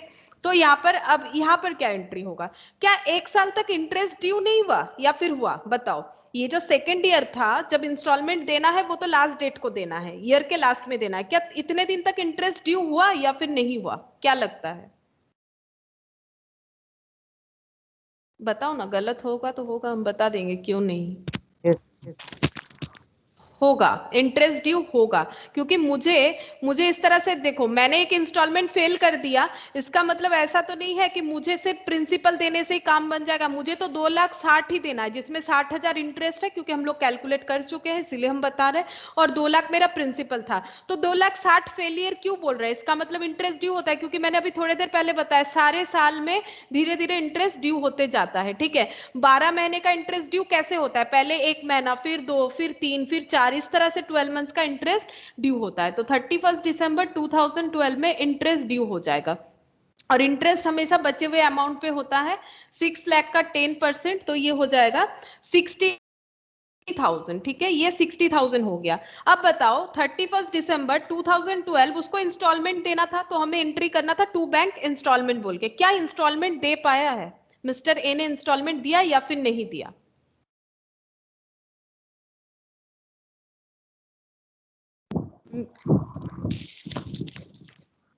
बताओ, इंस्टॉलमेंट दिया या नहीं दिया? नहीं दिया ना, सेकेंड इंस्टॉलमेंट से ही तो फेलियर है। नहीं दिया। हाँ, तो फिर बैलेंस शीट यहाँ पर क्लोज कर देगा वो। बैलेंस सीडी बोल के क्लोज कर देगा, यानी मेरा लाइबिलिटी कितने का बना हुआ है 6,60,000 का मेरा। अच्छा ये बैलेंस सीडी नहीं, रुको, अच्छा ये इसको दिखाते कैसे क्लोज होगा। चलो ये यहाँ पर हो गया कि ये नहीं दे पाया, ठीक है। अगर दे पाता तो यहाँ पर एंट्री क्या हो जाता, टू बैंक। अगर दे पाता तो यहाँ पर टू बैंक बोल के इंस्टॉलमेंट एंट्री कर दिया जाता, कितने का 2 लाख प्लस 60,000, 2,60,000 कर देते और बाकी अमाउंट को यहाँ ड्यू दिखा देते। लेकिन प्रॉब्लम है ये वाला एंट्री नहीं होगा क्योंकि ये इंस्टॉलमेंट नहीं दे पा रहा है, ठीक है। अगर इंस्टॉलमेंट नहीं दे पा रहे उसके बदले इससे क्या कर लिया जाएगा, इससे जो मशीन है वो रिपोजेस कर लिया जाएगा। लेकिन रिपोजेस करने के लिए वो लोग एंड ऑफ द ईयर में नहीं आए हैं, वो लोग ईयर के मतलब नेक्स्ट ईयर के स्टार्टिंग में आए हैं, ठीक है। नेक्स्ट ईयर के स्टार्टिंग में आए तो तब तक इसका एंट्री टू बैंक तो हो नहीं सकता है, तो फिर इसका एंट्री क्या लिखेंगे, टू बैलेंस सीडी क्लोजिंग। इसीलिए क्लोजिंग, इसीलिए मैंने एक बार समझा दिया काट के, ठीक है। तो ये देखो 6,60,000 इतना पेमेंट करना था, तो ब्रॉड डाउन कितने से क्या होगा, 1/1/2013 में ब्रॉड डाउन ऐसे कर दिया होगा बाई बैलेंस बीडी 6,60,000 ही बाकी है मेरा, लेकिन हम दे नहीं सकते हैं। ए सोच रहा है कि हम दे नहीं सकते, मेरे पास से ये मशीन वो लेके चला जाएगा बी। तो बी अगर मशीन लेके चला जाएगा, एक बार सोचो हम लोग अभी ए है तो हम लोग क्या एंट्री करेंगे। आज वैसे मैंने लिखवाया है, तुम लोग कॉपी में ना देख के मुझे बताने का कोशिश करो, ए के पास से क्या जा रहा है बताओ, ए के पास से क्या चला जा रहा है, सोचो। एसेट। एसेट, तो एसेट जाने से क्या होता है, डेबिट या क्रेडिट, कोई भी एक होगा ना, पूरे अकाउंट्स में तो एक ही कंसेप्ट है, या तो डेबिट होगा या तो क्रेडिट होगा। क्रेडिट, अच्छा क्रेडिट। अब लाइबिलिटी भी तो कम हो रहा है, ये जो बी का लाइबिलिटी जो धीरे धीरे थोड़ा थोड़ा कम कर रहे थे, अब ये पूरा पे नहीं कर पाएंगे तो ये लाइबिलिटी भी तो कैंसिल हो जाएगा। मतलब रिपोजिशन का मतलब है मेरा पुराना पैसा मुझे नहीं मिलेगा जो भी मैंने इंस्टॉलमेंट भरा है, लेकिन आगे भी मुझे पेमेंट नहीं करना पड़ेगा, यही तो सेटलमेंट होता है ना। तो उसका लाइबिलिटी भी तो कम हो गया। अब लाइबिलिटी कौन था, क्रेडिटर कौन था, बी। अब बी इसके बुक से आउट हो जाएगा, तो बताओ बी को क्या करेंगे, बी को क्या करेंगे, क्रेडिटर को कैंसिल करना है, बताओ क्या करना। हाँ तो क्रेडिट करेंगे या डेबिट करेंगे, डेबिट करेंगे, तब डेबिट करेंगे। तो बताओ तुम लोग ही बताओ क्या एंट्री बताए, अभी बोले बी को डेबिट करोगे तो बी अकाउंट डेबिट, टू क्या करोगे, अभी बोले एसेट चला गया ए के पास से तो टू मशीन, तो एंट्री क्या हो गया, बी टू मशीन, एंट्री हो गया बी टू मशीन। तो यहाँ पर टू मशीन करना पड़ेगा 6,60,000, ठीक है। टू मशीन हो जाएगा यहाँ पर 6,60,000। अब ये मशीन में क्रॉस पोस्टिंग हो जाना चाहिए, तो मशीन में क्रॉस पोस्टिंग क्या हो जाएगा, मशीन में हो जाएगा बाई बी, ये 1 तारीख को होगा। हाँ 1 तारीख को हो रहा है ना, इसमें डेट थोड़ा अजीब सा दिया हुआ, ये देखो नॉर्मली एंड में ही होता है। बाई बीज अकाउंट कितना हो जाएगा 6,60,000, ठीक है 6,60,000। अब एक बार ए के तरफ से मुझे सोच के बताओगे उसको प्रॉफिट हुआ या लॉस हुआ, कैसे समझोगे, देखो ए अगर ये डेबिट हो रहा है तो प्रॉफिट होगा। हाँ ये तो है, ये तो डेबिट हो रहा है प्रॉफिट, लेकिन अगर हम लोगों को समझना है तो कैसे समझेंगे, देखो अगर उसे बी को पैसा देना पड़ता, अगर वो पूरा सिस्टम पूरा प्रोसीड्योर को कंप्लीट करता, तो अभी ये सेकेंड ईयर में उसको कितना देना पड़ेगा बी को 6,60,000। देखो टू बैलेंस सीडी कितना दिखा रहा है 6,60,000, बाई बैलेंस ब्रॉड डाउन होके लाइबिलिटी दिखा रहा है कितना 6,60,000, लेकिन उसने बी से जो मशीन खरीदा था उसके हिसाब से उस मशीन का वैल्यू है 6 लाख। अच्छी तरीके से समझो, जो मशीन हम लोग दे रहे हैं बी को, ठीक है बी को दे रहे हैं हम लोग, इंस्टॉलमेंट नहीं दे पाए इसीलिए, तो हमारे हिसाब से हम लोगों ने 6 लाख का सामान बी को दिया, हम लोगों ने 6 लाख का सामान बी को दिया। अगर हम लोग ये वाला पेमेंट पूरा कर पाते तो इस सिचुएशन में हम लोग को बी को 6,60,000 देना था। मतलब मुझे अगर बी को पूरा पेमेंट करना था तो अभी तक मेरा लाइबिलिटी उसके रिगार्डिंग 6,60,000 था, जबकि हम उसे 6 लाख का मशीन देके उस अकाउंट को सेटल कर रहे हैं। एक बार बात को समझो, डिस्काउंट की तरह हो रहा है ना।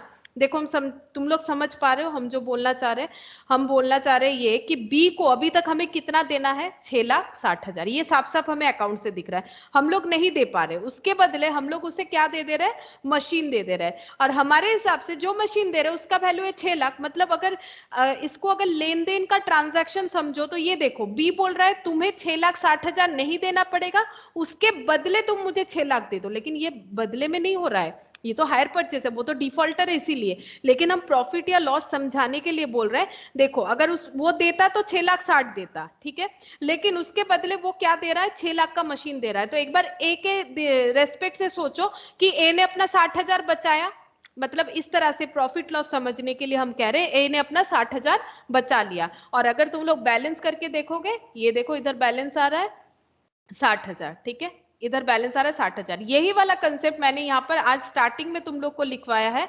If the book value of the asset exceeds the amount due to the hire vendor, book value of the asset इस केस में, इस क्वेश्चन में हमारा था 6 लाख, ठीक है, book value 6 lakh, book value मतलब यूज करने के बाद ऑन दैट डेट जो वैल्यू आ रहा है, ठीक है, और जो amount due to hire vendor B को कितना था देना, 6,60,000। अब क्या बोला है, if book value of asset, book value of asset अगर ज्यादा है हायर वेंडर को अमाउंट जो देना है उससे, तो ऑब्वियसली लॉस है, ठीक है, लेकिन मेरे यहाँ पर उल्टा केस हुआ है, if reverse then if reverse तो फिर एंट्री उल्टा हो जाएगा। यहाँ पर उल्टा हुआ है, यहाँ पर बुक वैल्यू जो है वो बी को जो देना पड़ेगा उससे कम है, मतलब मेरा जो अकाउंट क्लोज हुआ 6,60,000 की जगह 6 लाख से क्लोज हो गया, 6,60,000 की जगह 6 लाख से क्लोज हो गया, इसीलिए इसे हम लोग बोलेंगे कि ये प्रॉफिट हुआ है। इसीलिए मैंने बोला देखो ये तुम लोग तभी समझ पाओगे अगर हम लोग सम्स करेंगे तभी। तो यहाँ पर ये कंडीशन अपियर हुआ, ठीक है, ये कंडीशन अपियर हुआ जहां पर book value of the asset is lower than amount due to hire vendor, तो इसीलिए हम लोगों का प्रॉफिट हो गया है इस क्वेश्चन में, ठीक है। तो ये हम लोगों ने ए का बुक्स ऑफ अकाउंट्स बना लिया। अब बी के अकाउंट में क्या करेंगे, तो बताओ बी कौन है, अभी हम लोग सेलर बन जाएंगे, तो बी सेलर है। बताओ सेलर क्या एंट्री करता है, सेलर क्या एंट्री करेगा बताओ।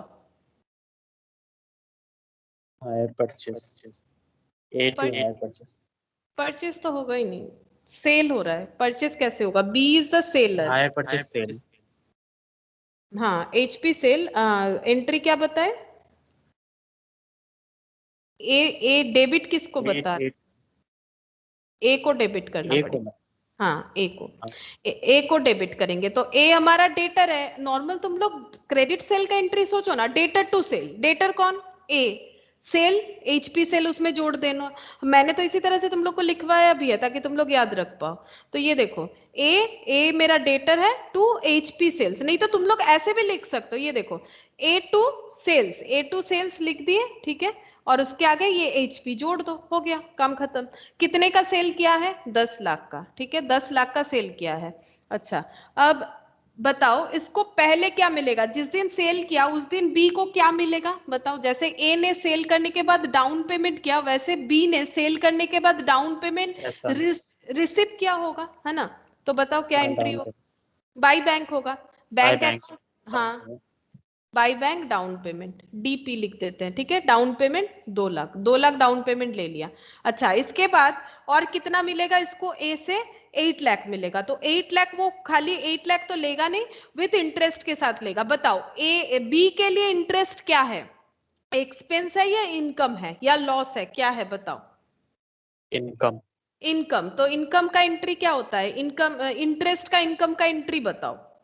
क्रेडिट होगा तो 2 होगा, टू इंटरेस्ट होगा, इनकम मिल रहा है, ठीक है, और अगर पैसा मिल जाता है तो कैश डेबिट होता है, अगर ड्यू होगा तो पार्टी को डेबिट करना पड़ेगा जिससे मिलेगा, ठीक है, पार्टी को जैसे एक्स से अगर मिलेगा तो यहाँ पर ए से मिलेगा, ठीक है, ए अकाउंट डेबिट, क्योंकि अभी तो नहीं मिलेगा ना, वो तो इंस्टॉलमेंट के साथ मिलेगा, यानी at the end of the year में मिलेगा।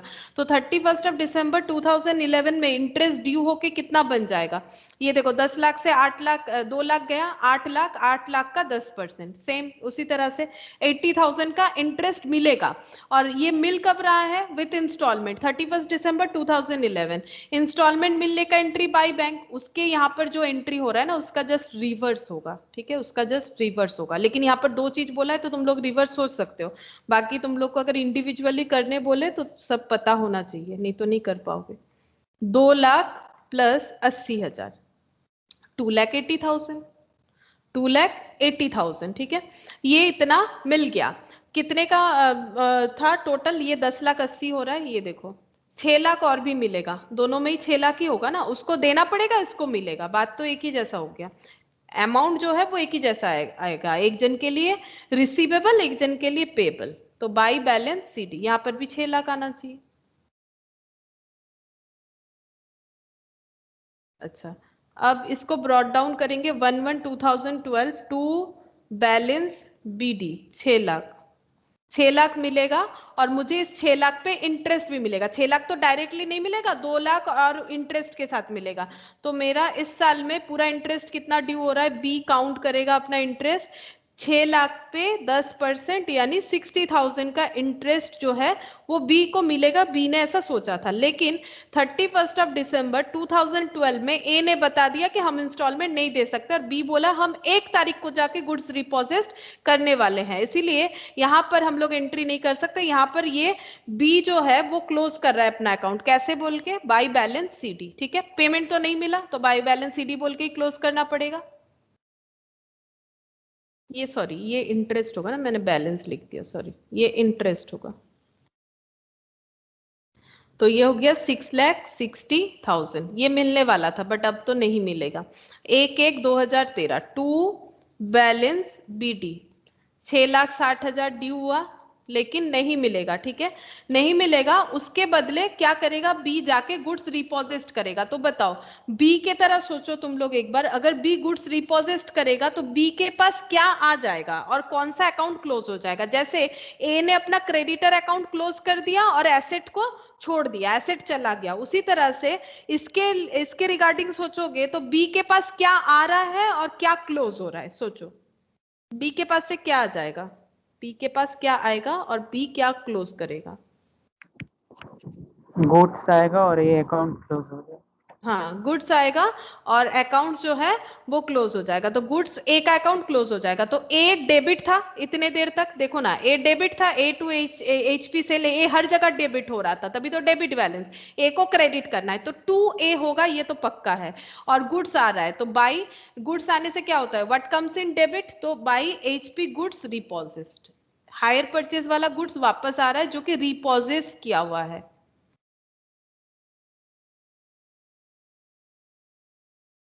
अच्छा, ये एंट्री भी एक बार तुम लोग को दिखा देते, मैंने ये लिखवाया है, एक बार मैच कर लो। ये देखो, एक बार दिखा देते हैं। ये देखो, goods repossessed to hire purchaser, यहाँ पर हायर परचेजर ए है तो goods repossessed to hire purchaser on repossessing of goods, जब हम लोग गुड्स को रिपोजिट कर रहे हैं। ठीक है, तो ये वाला एंट्री हो गया।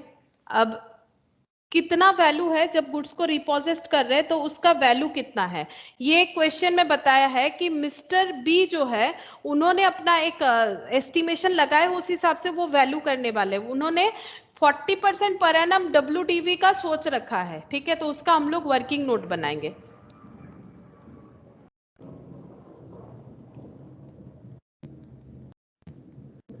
ये हो जाएगा valuation of repossessed goods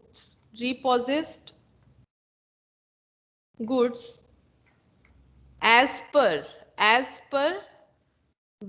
mister B, मतलब वेंडर के हिसाब से। ठीक है, तो वेंडर के हिसाब से एसेट कितने का था, एसेट था 10 लाख, वो तो दोनों के हिसाब से एसेट 10 लाख था। ये कौन से डेट पे था, 1/1/2011 पे।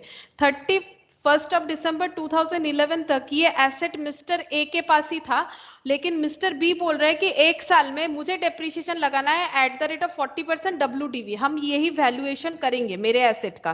तो 10 लाख का 40% कितना होता है, 4 लाख हो जाता है। ठीक है, बचा कितना, 6 लाख, बचा 6 लाख। ठीक है, फिर 31 दिसंबर 2012 का भी ये डेप्रिसिएशन लगाएंगे क्योंकि तब तक ये मिस्टर ए के पास ही था। तो 6 लाख का 40% कितना होता है, 2,40,000। तो बचा कितना, 3,60,000। तो मिस्टर बी जो है उनके हिसाब से एज पर मिस्टर बी मैंने लिखा है, उनके हिसाब से एसेट का वैल्यू हो रहा है 3,60,000 on the date of repossession. ठीक है, on the date of repossession. तो ये यहाँ पर एंट्री करेंगे कि मेरे पास जो गुड्स आ रहा है उसका वैल्यू है 3,60,000, ये अपने हिसाब से करेंगे। ठीक है, वो अपना अकाउंटिंग मेंटेन करता है, वो अपने हिसाब से डेप्रिसिएशन लगा रहा है, ये अपने हिसाब से डेप्रिसिएशन लगा रहा है। अच्छा बताओ, इसके लिए प्रॉफिट है या लॉस है, इसको मिलने वाला था ए से 6,60,000। ठीक है, लेकिन ये अपना जो एस्टिमेशन क्या है उसके हिसाब से ये जो रिपोजिट गुड्स ला रहा है उसका वैल्यू है 3,60,000। तो बताओ इसके लिए लॉस हुआ या प्रॉफिट हुआ, लॉस हुआ, लॉस। ठीक है, और ऐसे भी PL। देखो ये इसीलिए बैलेंस बाई PL आ रहा है, तो यहाँ पर हो जाएगा 3 लाख, 3 लाख का लॉस है। ये हो गया 6,60,000 और यहाँ पर हो गया 6,60,000। ठीक है, इसीलिए यहाँ पर देखो एंट्री ऐसे लिखवाया हुआ है मेरा, ये देखो ये तो नहीं है यहाँ पर, for loss on sale of goods. अच्छा ये लॉस ऑन सेल दिया था क्या, चलो कोई बात नहीं, अभी इसका तो लिखा हुआ नहीं है, इसका तुम लोग समझ गए हो, या तो प्रॉफिट होगा या तो लॉस होगा, रिपोजिट करते हुए भी प्रॉफिट या लॉस होगा। अब गुड्स रिपोजिशन का एंट्री करना पड़ेगा, तो गुड्स रिपोजिशन का एंट्री क्या क्या होगा, यहाँ से क्रॉस पोस्टिंग हम लोग कर सकते हैं, ये देखो ये क्रॉस पोस्टिंग हो जाएगा, HP गुड्स रिपोजिट, तो 1113 में हो जाएगा टू एज अकाउंट 3,60,000 और इसने कुछ रिपेयर करवाया है 6,000 का, यहाँ पर क्वेश्चन में था, ये देखो यहाँ पर क्वेश्चन में था 6,000 का रिपेयर करवाया। रिपेयर करवाने का एंट्री क्या होता है, रिपेयर करवाने से पैसा जाएगा तो टू बैंक या कैश हो जाएगा, और किस पे रिपेयर करवा रहे, गुड्स रिपोजिट पे, तो ये 6,000, मतलब हम लोगों ने जो 3,60,000 का गुड्स ए से रिपोजिट करके लाया था उसमें और 6,000 का खर्चा कर दिया। अब बताओ उस रिपोजिट गुड्स का वैल्यू कितना हुआ, बता सकते हो। मेरे पास जो गुड्स आया वो 3,60,000 का था, मैंने उस पर और भी 6,000 का खर्चा लगवाया, तो बताओ मेरा स्टॉक कितने का बन गया, मेरा गुड्स 3,66,000। 3,66,000 का बन गया। ठीक है, अब इसको हम लोग जो सेल कर रहे हैं, सेल करेंगे तो पैसा मिलेगा। 30 जून को सेल किया गया है, सेल करने से पैसा आएगा बाय बैंक। ठीक है, और कितने से सेल हुआ है यहाँ से देख लेते हैं, 2,66,000।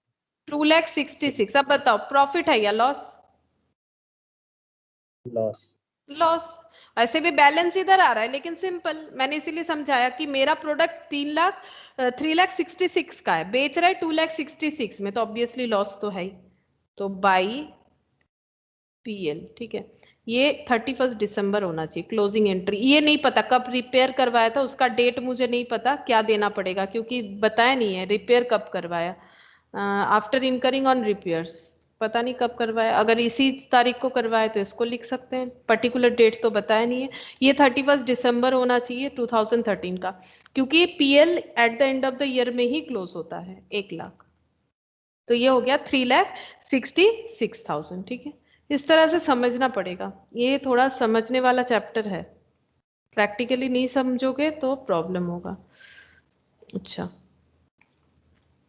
नेक्स्ट देखो, सेम ही क्वेश्चन है, सेम क्वेश्चन है लेकिन पार्शियल रिपोजिशन है। ठीक है, नेक्स्ट क्वेश्चन जो है पार्शियल रिपोजिशन, लेकिन क्वेश्चन सेम है, एक बार हम पढ़ लेते हैं। देखो, on 1/1/2011 A purchased 5 machine from B, payment was to be made 20% down and the balance in 4 annual installment। ये देखो सेम अमाउंट है, commencing from 31st December the vendor charge interest 10% per annum, A writes up depreciation at the rate of 20% on original cost। ठीक है, ये सब as it is दिया हुआ है और इस हिसाब से यहाँ पर भी हम लोगों को कैश प्राइस निकालना पड़ेगा। उसके बाद on A's failure to pay the instalment due on 31 दिसंबर 2012, यानी सेकंड इंस्टॉलमेंट, ये भी सेम रखा है क्वेश्चन में। आफ्टर नेगोशिएशन, बातचीत करने के बाद, on 1/1/2013 B agreed to leave 2 machine. अच्छा, उसमें पूरा सारा मशीन लेके चला गया था, पांचों का पांच, यहाँ पर बोल रहा है कि 2 मशीन छोड़ देगा, 3 ले जाएगा, तो रिपोजेस 3 मशीन का होगा। ठीक है, रिपोजेस 3 मशीन का होगा और 2 मशीन को वो लीव कर रहा है, छोड़ रहा है, with A adjusting the value of the other 3 machine against the amount due।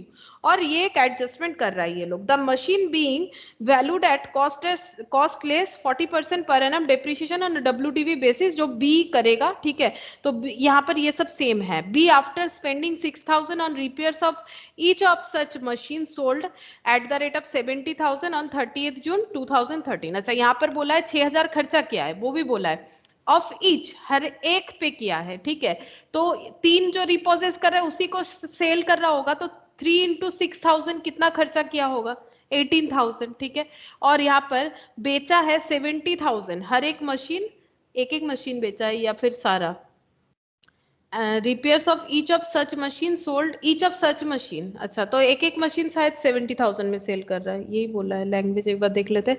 B after spending 6,000 on repairs of each of such machine sold. अच्छा, एक एक मशीन 70,000 में सेल हो रहा है और स्पेंड क्या है 6,000, ये नहीं होगा फिर। अच्छा, 30 जून को प्रिपेयर द रेलिवेंट अकाउंट, तो सारा चीज सेम रखा है एक्सेप्ट द रिपोजिशन कंसेप्ट, तो ये पार्शियल रिपोजिशन है। तो वर्किंग नोट और वो वाला नहीं कर रहे, 10 लाख जो है वो कैसे कैलकुलेट करना है, 10 लाख का कैसे कैलकुलेशन करना है वो और नहीं कर रहे, वो तो ऑलरेडी किया हुआ है। यहाँ पर एक नोट लिखना पड़ेगा तुम लोग को फिर से, फुल रिपोजिशन में क्या लिखना पड़ेगा। एक इन केस ऑफ पार्शियल रिपोजिशन तो हम लोगों ने कर लिया, चलो sorry in case of partial reposition, यहाँ पर हेडिंग करो इन case of partial reposition.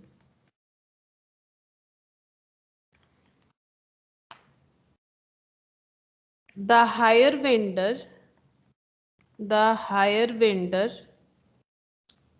takes back the possession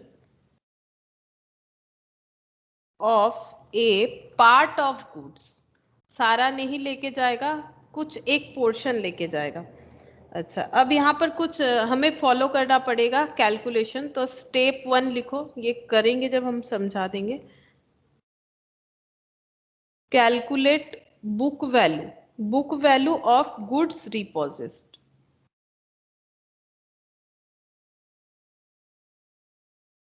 कैसे हम लोग book value of goods repossessed calculate करेंगे, तो पॉइंट 1 ए हो जाएगा कॉस्ट, बी में या फिर ए भी हटा दो, चलो कॉस्ट जो है कॉस्ट से हमें लेस करना पड़ेगा depreciation up to date of repossession. ये तो अभी हम लोगों ने किया भी था, यही वाला चीज तो हम लोगों ने किया, ये देखो up to date of repossession तक हम लोगों ने बुक वैल्यू निकाल लिया। लेकिन इसके बाद क्या करना है, ये तो ऑलरेडी हम लोगों ने किया हुआ है, ठीक है। इसके बाद स्टेप 2 में क्या करना है, स्टेप 2 में निकालेंगे हम लोग calculate agreed value of goods repossessed. Calculate agreed value of goods repossessed. ये कैसे निकालेंगे, एग्रीड वैल्यू क्या होगा, देखो कैसे निकालना है, लॉस स्टेप 2 में। अच्छा, स्टेप 2 में एग्रीड वैल्यू निकालना है, वो तो क्वेश्चन में बताएगा एग्रीड वैल्यू कैसे निकालेंगे। उसके बाद स्टेप 3 होगा, उसमें करना है लॉस ऑन डिफॉल्ट निकालना है। Loss on default equal to book value minus agreed value. अभी बताएंगे कैसे एग्रीड वैल्यू निकालना है।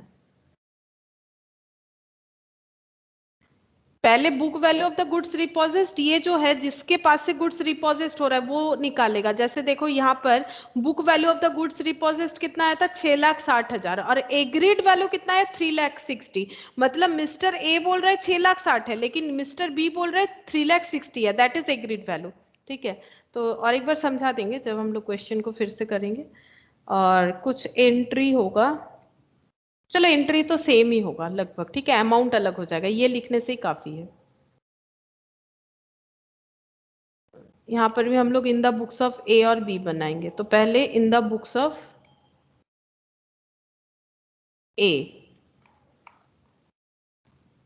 In the books of A machine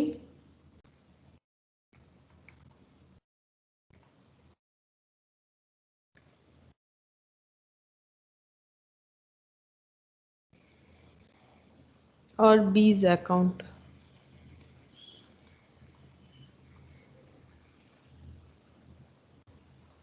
पहले ए का बुक्स हम लोग बना लेते हैं। बताओ, पहले तो खरीदेगा, खरीदने से एंट्री हो जाएगा, क्या होता है एसेट खरीदने का एंट्री क्या होता है, एसेट टू क्रेडिटर। तो क्रेडिटर कौन है, यहाँ पर क्रेडिटर है, देखो सेम क्वेश्चन है, रिलेट कर पाओगे बहुत इजीली। टू बी 10 लाख, यहाँ पर भी फर्स्ट ईयर यूज हो रहा है 31 दिसंबर 11 तक बाई डेप्रिसिएशन, ठीक है। यहाँ पर वही सेम क्वेश्चन है, original cost method by balance CD, कितना हो गया 8 लाख, टोटल 10 लाख।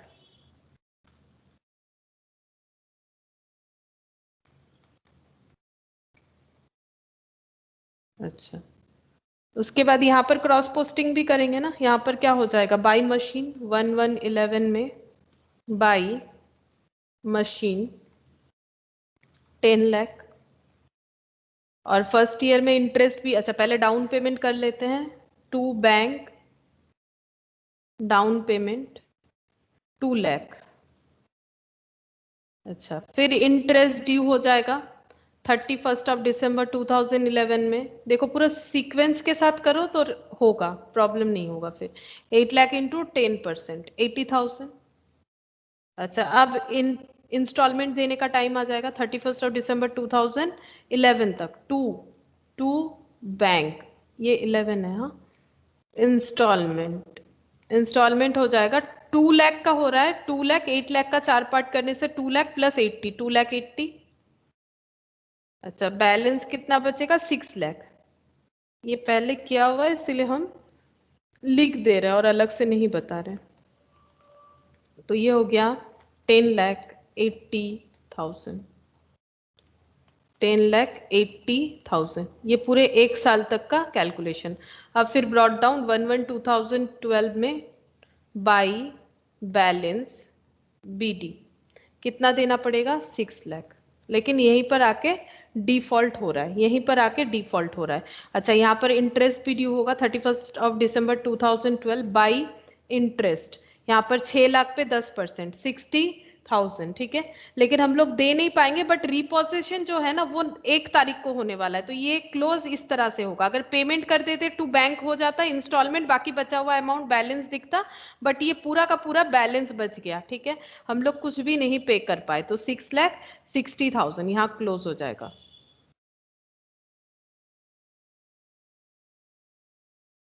अच्छा, ये सेकेंड ईयर भी यूज हुआ होगा, इसको भी आगे कर लेते हैं।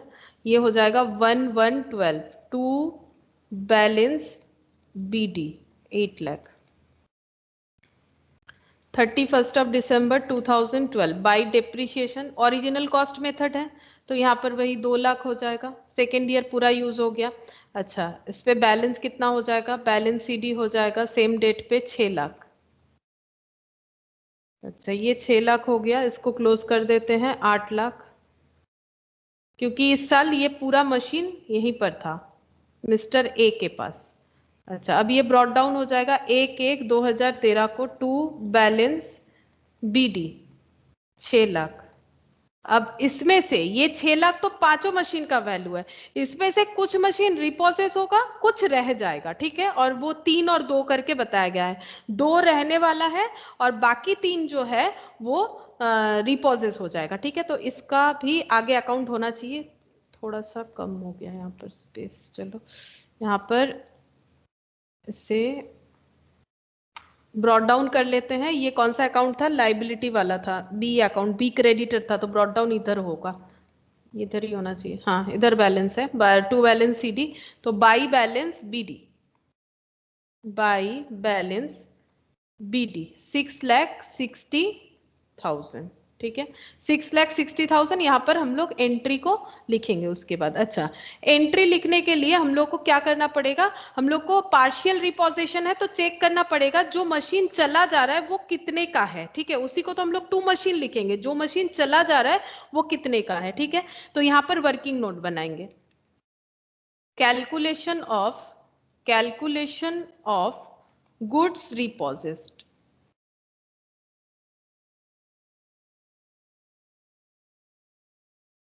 कितना सारा मशीन चला जा रहा है? 3, यहाँ पर ब्रैकेट में लिख देते हैं। ठीक है, 3 मशीन जो है वो रिपोजिस्ट हो रहा है। 3 मशीन जो रिपोजिस्ट हो रहा है उसका वैल्यू निकालो, तो 3 मशीन का कॉस्ट निकालना पड़ेगा। ठीक है, तो कितना हो जाएगा 3 मशीन का कॉस्ट? अगर 5 मशीन का कॉस्ट मेरा 10 लाख आ रहा है तो 3 मशीन का कॉस्ट कितना होगा, बता सकते हो? 2 लाख करके 2 लाख करके 6 हो लाख। जाएगा 6 लाख। ये देखो 10 लाख का मेरा 5 मशीन था तो एक 2 लाख का हो गया, फिर 3 मशीन कितने का हो गया? 6 लाख। ठीक है, क्योंकि 3 मशीन रिपोजिस्ट हो रहा है तो मुझे उसी का ही कैलकुलेशन करना पड़ेगा अलग से। ठीक है, तो जो मशीन चला जा रहा है मेरे पास से मिस्टर ए, अभी हम लोग मिस्टर ए है तो हम लोग के हिसाब से एसेट का वैल्यू क्या है? चलो देखते हैं। Depreciation eight the rate of कितना करके मिस्टर ए ने मान रखा है? कितना माना था? 20% ना? हाँ, तभी तो 2 लाख करके बात था, 20% था, 20% एसएलएम मेथड पे। बताओ 6 लाख का 20% कितना हो जाएगा? 1,20,000। ठीक है, 6 लाख इंटू 20%, 1,20,000, बचा कितना? 4,80,000। 60,000, ठीक है। ये फिर यहाँ पर ये कौन से ईयर में लगेगा, ये फर्स्ट ईयर में, 2 साल का होगा, ठीक है, 2 साल का होगा, 2 साल था इसके पास एसेट, देखो 2 साल का होगा, ये फर्स्ट ईयर का हो गया, ये 31 दिसंबर 2011, 31 दिसंबर 2012, इतने दिन ही यूज होगा ना, फिर डेप्रिसिएशन लगाएंगे eight the rate of 20% SLM में। बता दो डेप्रिसिएशन कितना होगा, बताओ अमाउंट, देखते हैं सही बता पाते हो क्या। सेम कितना अमाउंट बताओ, 1,20,000। बचा कितना, 3,60,000, ठीक है। ये मेरा एसेट का वैल्यू बच रहा है जो मेरे पास से चला जा रहा है। अब मिस्टर ए क्या एंट्री करता है, जब वो गुड्स रिपोजिट करवा देता है तो वो बोलता है मेरे पास से एसेट चला गया, तो टू एसेट बोलेगा, और मेरा वेंडर अकाउंट क्लोज हो गया तो वो वेंडर को डेबिट करेगा, ठीक है। तो यहाँ पर वेंडर के जगह नाम क्या लिखना है, बी, एसेट के जगह नाम क्या लिखना है, मशीन। तो कितने का अमाउंट लिखे, बताओ कितना अमाउंट लिखे, कितने वाला एसेट चला जा रहा है, 3,60,000 वाला, ठीक है, 3,60,000 वाला चला जा रहा है, तो यहाँ पर लिखेंगे 3,60,000, बी अकाउंट डेबिट, ठीक है, ये एंट्री होगा। मिस्टर ए एंट्री करेंगे B account debit to machine, तो मशीन में क्या लिखेंगे, देखो मशीन में लिख देना है बाई बी, देखो मशीन में हम लोग लिखेंगे 1/1/2013 को बाई बी अकाउंट, ठीक है। अच्छा कितना हो रहा है, एक मिनट, ये 3,60,000 आ रहा है तो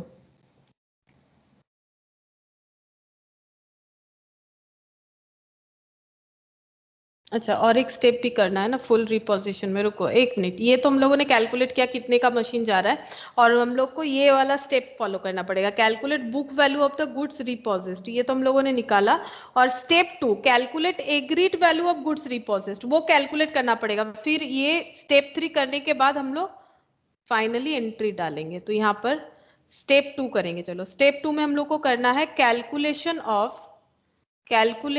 of agreed value of goods रिपोजिट।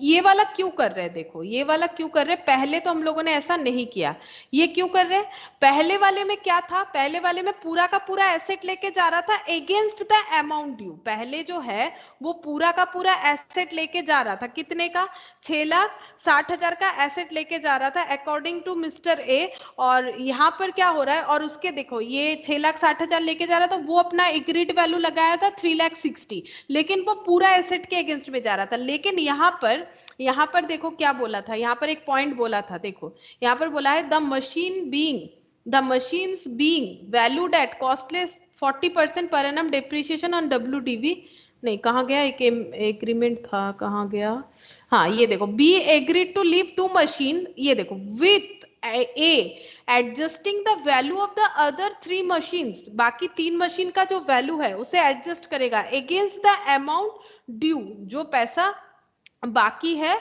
उसके साथ, ठीक है। तो हम लोग को तो एडजस्ट करना पड़ेगा, तो वहां पर पूरा का पूरा ऑटोमेटिकली एडजस्ट हो रहा है, लेकिन यहाँ पर तो आधा आधा हो जा रहा है ना, मतलब 3 and 2 हो रहा है।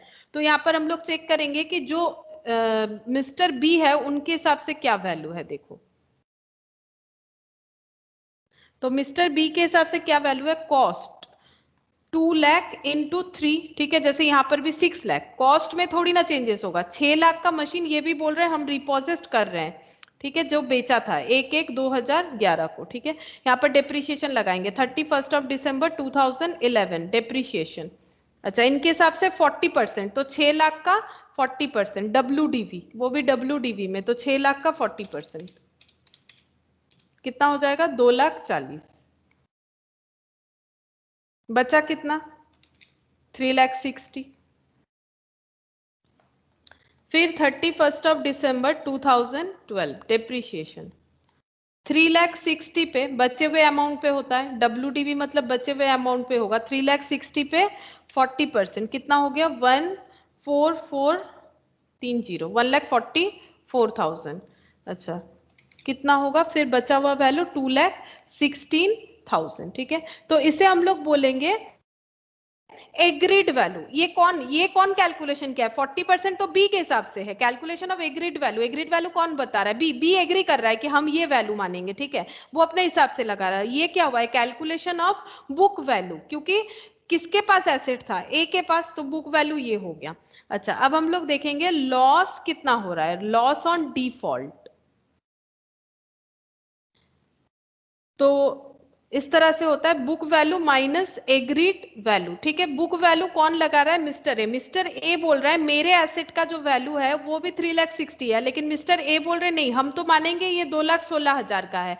तो मिस्टर ए के लिए वो लॉस हो जाएगा, मिस्टर ए के लिए वो लॉस हो जाएगा, क्योंकि अमाउंट ड्यू जो होगा उसे इसी तरह से एडजस्ट करना पड़ेगा। तो 3,60,000 माइनस 2,16,000, तो ये 1,44,000 होगा लॉस ऑन डिफॉल्ट। ठीक है, वो डिफॉल्टर होने के वजह से उनका लॉस हुआ। क्यों, देखो उनको क्या करना था, उनके पास 3,60,000 का एसेट है, लेकिन वही 3,60,000 का एसेट ये मान रहे कि वो 2,16,000 का है, तो फिर उनके लिए तो लॉस हो गया। जैसे उस केस में प्रॉफिट हो रहा था, उस केस में क्या हो रहा था, उनको पैसा देना था 6,60,000 और 6 लाख का एसेट से ही अकाउंट बंद हो जा रहा था।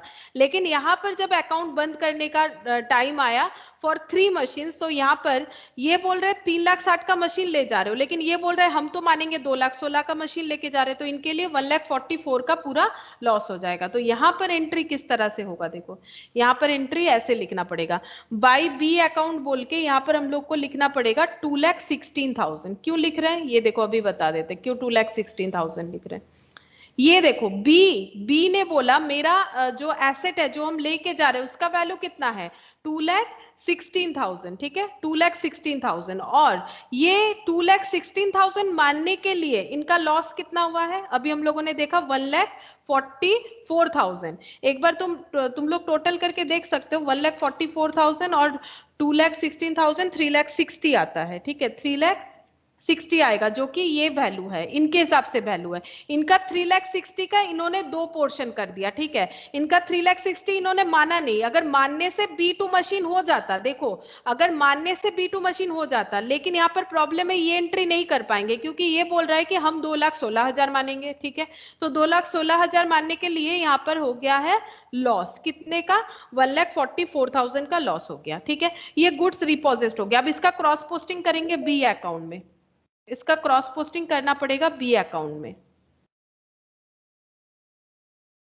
क्रॉस पोस्टिंग होगा बी अकाउंट में, यहां पर 1,113 को 2 मशीन 2,16,000। ठीक है, 2,16,000 हो गया। अच्छा अब यहाँ पर देखो 2 मशीन तो चला गया, 3 मशीन तो चला गया, रिपोजिट हो गया, बाकी बचा 2 मशीन, उस पे डेप्रिसिएशन तो होगा।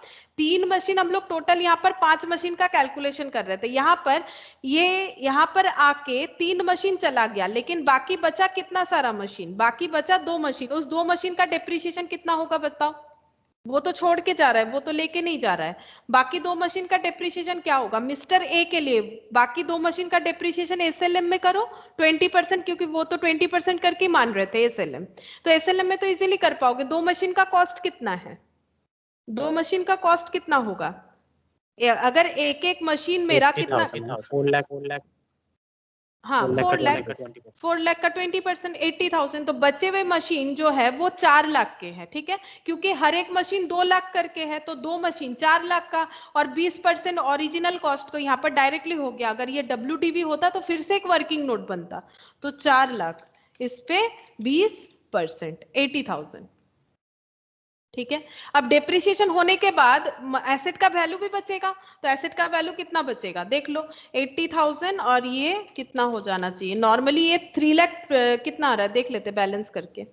वैसे एसेट का बैलेंस तो 3,20,000 आएगा, लेकिन ये सब भी तो एडजस्ट होने वाला है, तो 6 लाख का टोटल था, जिसमें से 3,60,000 वाला एसेट चला गया और डेप्रिसिएशन हो गया है 80,000 का, तो बच रहा है 1,60,000 का एसेट बच रहा है। क्योंकि 4 लाख पे, क्यों देखो 4 लाख पे ऑलरेडी ये 2 मशीन पे तो ऑलरेडी 1 साल डेप्रिसिएशन लग चुका है, 2 साल ना, तो ये देखो लॉजिकल है, ये हम यहाँ पर दिखा देते हैं। देखो 4 लाख पे ऑलरेडी 2 साल का डेप्रिसिएशन लग चुका है एट द रेट ऑफ 20% के हिसाब से, तो ये देखो 4 लाख इंटू 2 इंटू 20%, तो ऑलरेडी कितना हो जाएगा, 1,60,000 का लग चुका है, 1,60,000, और इस बार 80,000 लगा, इस बार 80,000, तो टोटल 2,40,000, तो 4 लाख से 2,40,000 माइनस करके देख लो तुम लोग, 1,60,000 आएगा, 4 लाख से 2,40,000। क्या बोले, समझ में आया तुम लोगों को? मैंने कहा ये क्यों 1,60,000 हो रहा है, बिकॉज ये बचे हुए 2 मशीन का मैंने डेप्रिसिएशन लगाने के बाद एसेट का वैल्यू बताया, तो एसेट का वैल्यू इतना ही होना चाहिए। क्यों? क्योंकि 4 लाख का एसेट वैल्यू निकाल रहे हैं, 4 लाख पे ऑलरेडी 2 बार डेप्रिसिएशन लग चुका है, ये थर्ड टाइम था, तो टोटल करने से 2,40,000 होता है, तो 1,60,000 इसका वैल्यू बचेगा। अब इसे क्लोज करना पड़ेगा यहाँ पर, ये जो बचा हुआ है, तो ये हो गया 6,60,000 यहाँ पर, और ये कितना हो जाएगा, ये हो गया 2 मशीन 2,16,000, तो इसको माइनस करो, तो ये आ रहा है 444, ऐसे आ रहा है क्या, देख लेते हैं माइनस करके। 6,60,000 माइनस 2,16,000, तो ये, हाँ ये आ रहा है, तो ये इधर आ रहा है 2 बैलेंस CD। ये क्यों बचेगा? ऑब्वियसली बचेगा, मुझे इतना पेमेंट करना पड़ेगा ना मिस्टर बी को, बाकी 2 मशीन तो वो रख के जा रहे हैं, तो उसका इंस्टॉलमेंट आगे पे करना पड़ेगा, तो ड्यू अमाउंट इतना रह रहा है, ठीक है, 4,44,000। कब हो रहा है ये? 31 दिसंबर 2013 को क्लोजिंग अमाउंट आएगा। 6,60,000 हो जाएगा यहाँ पर, 6,60,000। अच्छा, अब मिस्टर बी का भी करवा देते, नहीं तो नहीं समझ पाओगे, प्रॉब्लम होगा फिर। मिस्टर बी, तो मिस्टर बी 2 अकाउंट मेंटेन करेंगे, ए अकाउंट और goods repossessed account. HP goods रिपोजिट,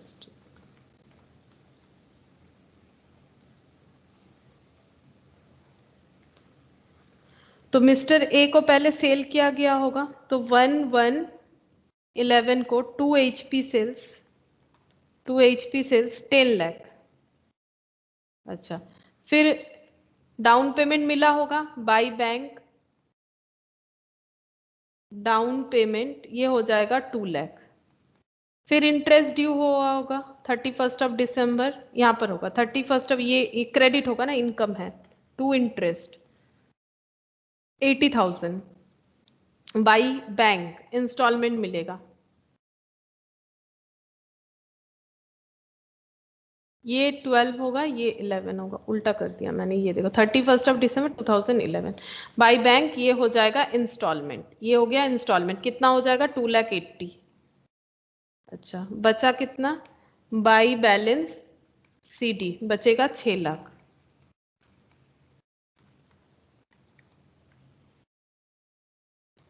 इसको ब्रॉड डाउन करते हैं, 1/1/12 टू बैलेंस BD 6 लाख।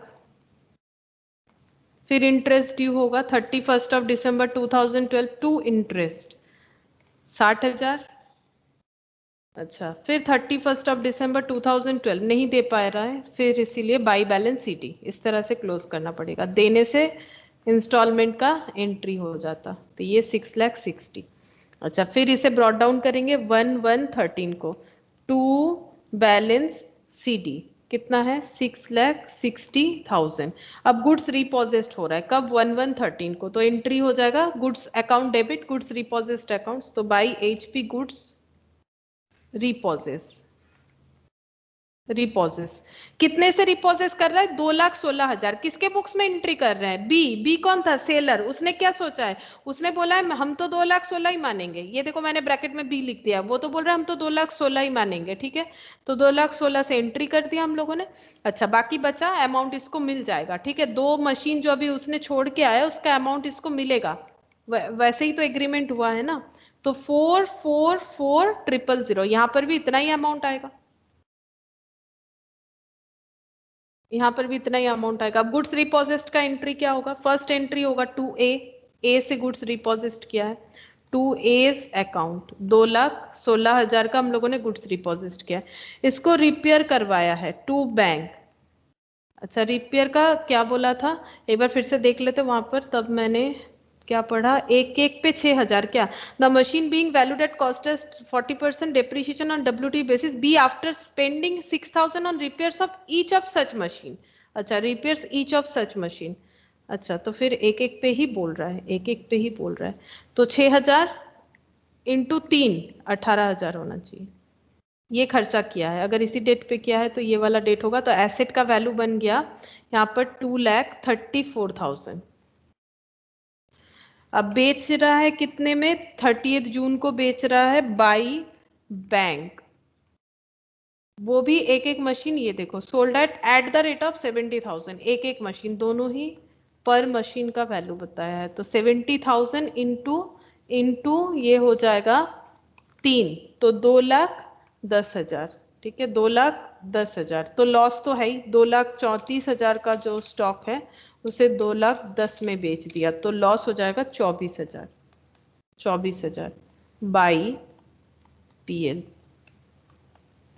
2,34,000, 2,34,000। देखो अगर कोई भी एक अकाउंट तुम लोग कर लेते हो फिर दूसरा करना कोई इम्पॉसिबल बात नहीं है। नॉर्मली अगर हम लोग ये जो परचेजर है उसका अकाउंट ओपन कर पाते हैं तो फिर सेलर का भी अकाउंट हम लोग ओपन कर पाएंगे, उसमें कोई प्रॉब्लम नहीं होगा। लेकिन हाँ, हम लोगों को ये चीज देखना है, जब फुल रिपोजिशन होगा तो ये देखना पड़ेगा, सॉरी जो पार्शियल रिपोजिशन होगा तो देखना पड़ेगा कि agreed value, loss on default क्या हो रहा है। ठीक है, लॉस ऑन डिफॉल्ट के लिए एग्रीड वैल्यू, ये तो हम लोग पहले भी देखते थे, पार्शियल में भी ये देखा जाएगा, फुल रिपोजिशन में भी स्टेप 1 होता है। ठीक है, स्टेप 2 भी दोनों में होगा। देखो यहाँ पर भी देखो ना, ये स्टेप 2 है और यहाँ पर क्या था, ये तो ये ऑलरेडी यहाँ पर हो गया था, फुल रिपोजिशन था, इसलिए मैंने इसका अलग से वर्किंग नोट नहीं दिखाया था। फुल रिपोजिशन के हिसाब से यहाँ पर वैल्यू 6,60,000 आया था, यहाँ पर आया 3,60,000। ठीक है, तो ये 2 स्टेप तो होगा, लेकिन स्टेप 3 हमें देखना है कि लॉस ऑन डिफॉल्ट कितना हो रहा है। वो तो यहाँ पर भी हम लोग देख रहे हैं, लेकिन ये डायरेक्टली यहाँ पर हो जा रहा है क्योंकि ये फुल रिपोजिशन है, इसका और वर्किंग का जरूरत नहीं हो रहा है, लेकिन इसका हम लोग को करना पड़ेगा। ये 2 मशीन का, ये 2 मशीन का, फिर यहाँ पर 2 मशीन का हम लोगों को लॉस या प्रॉफिट जो है वो चेक करना पड़ेगा। ठीक है, आज हम लोग इतना ही करते हैं, लेकिन तुम लोग प्लीज इसे देखना, ये चैप्टर थोड़ा सा क्रिटिकल है, इसे एक बार देखना तभी तुम लोग कर पाओगे। मैंने आज 2 क्वेश्चन करवाए, सेम क्वेश्चन से करवाए, तुम लोग खुद इसको प्रैक्टिस करो और प्रीवियस वाला भी तुम लोग भूल रहे हो मुझे जितना लग रहा है, कैसे एसेट का वैल्यू निकालना है वो भी करो। उसके बाद नेक्स्ट दिन हम लोग इस पर प्रैक्टिस करेंगे, और तो कुछ नहीं है इस पे टॉपिक, यही 2 टॉपिक होता है, ये फुल रिपोजिशन और पार्शियल रिपोजिशन।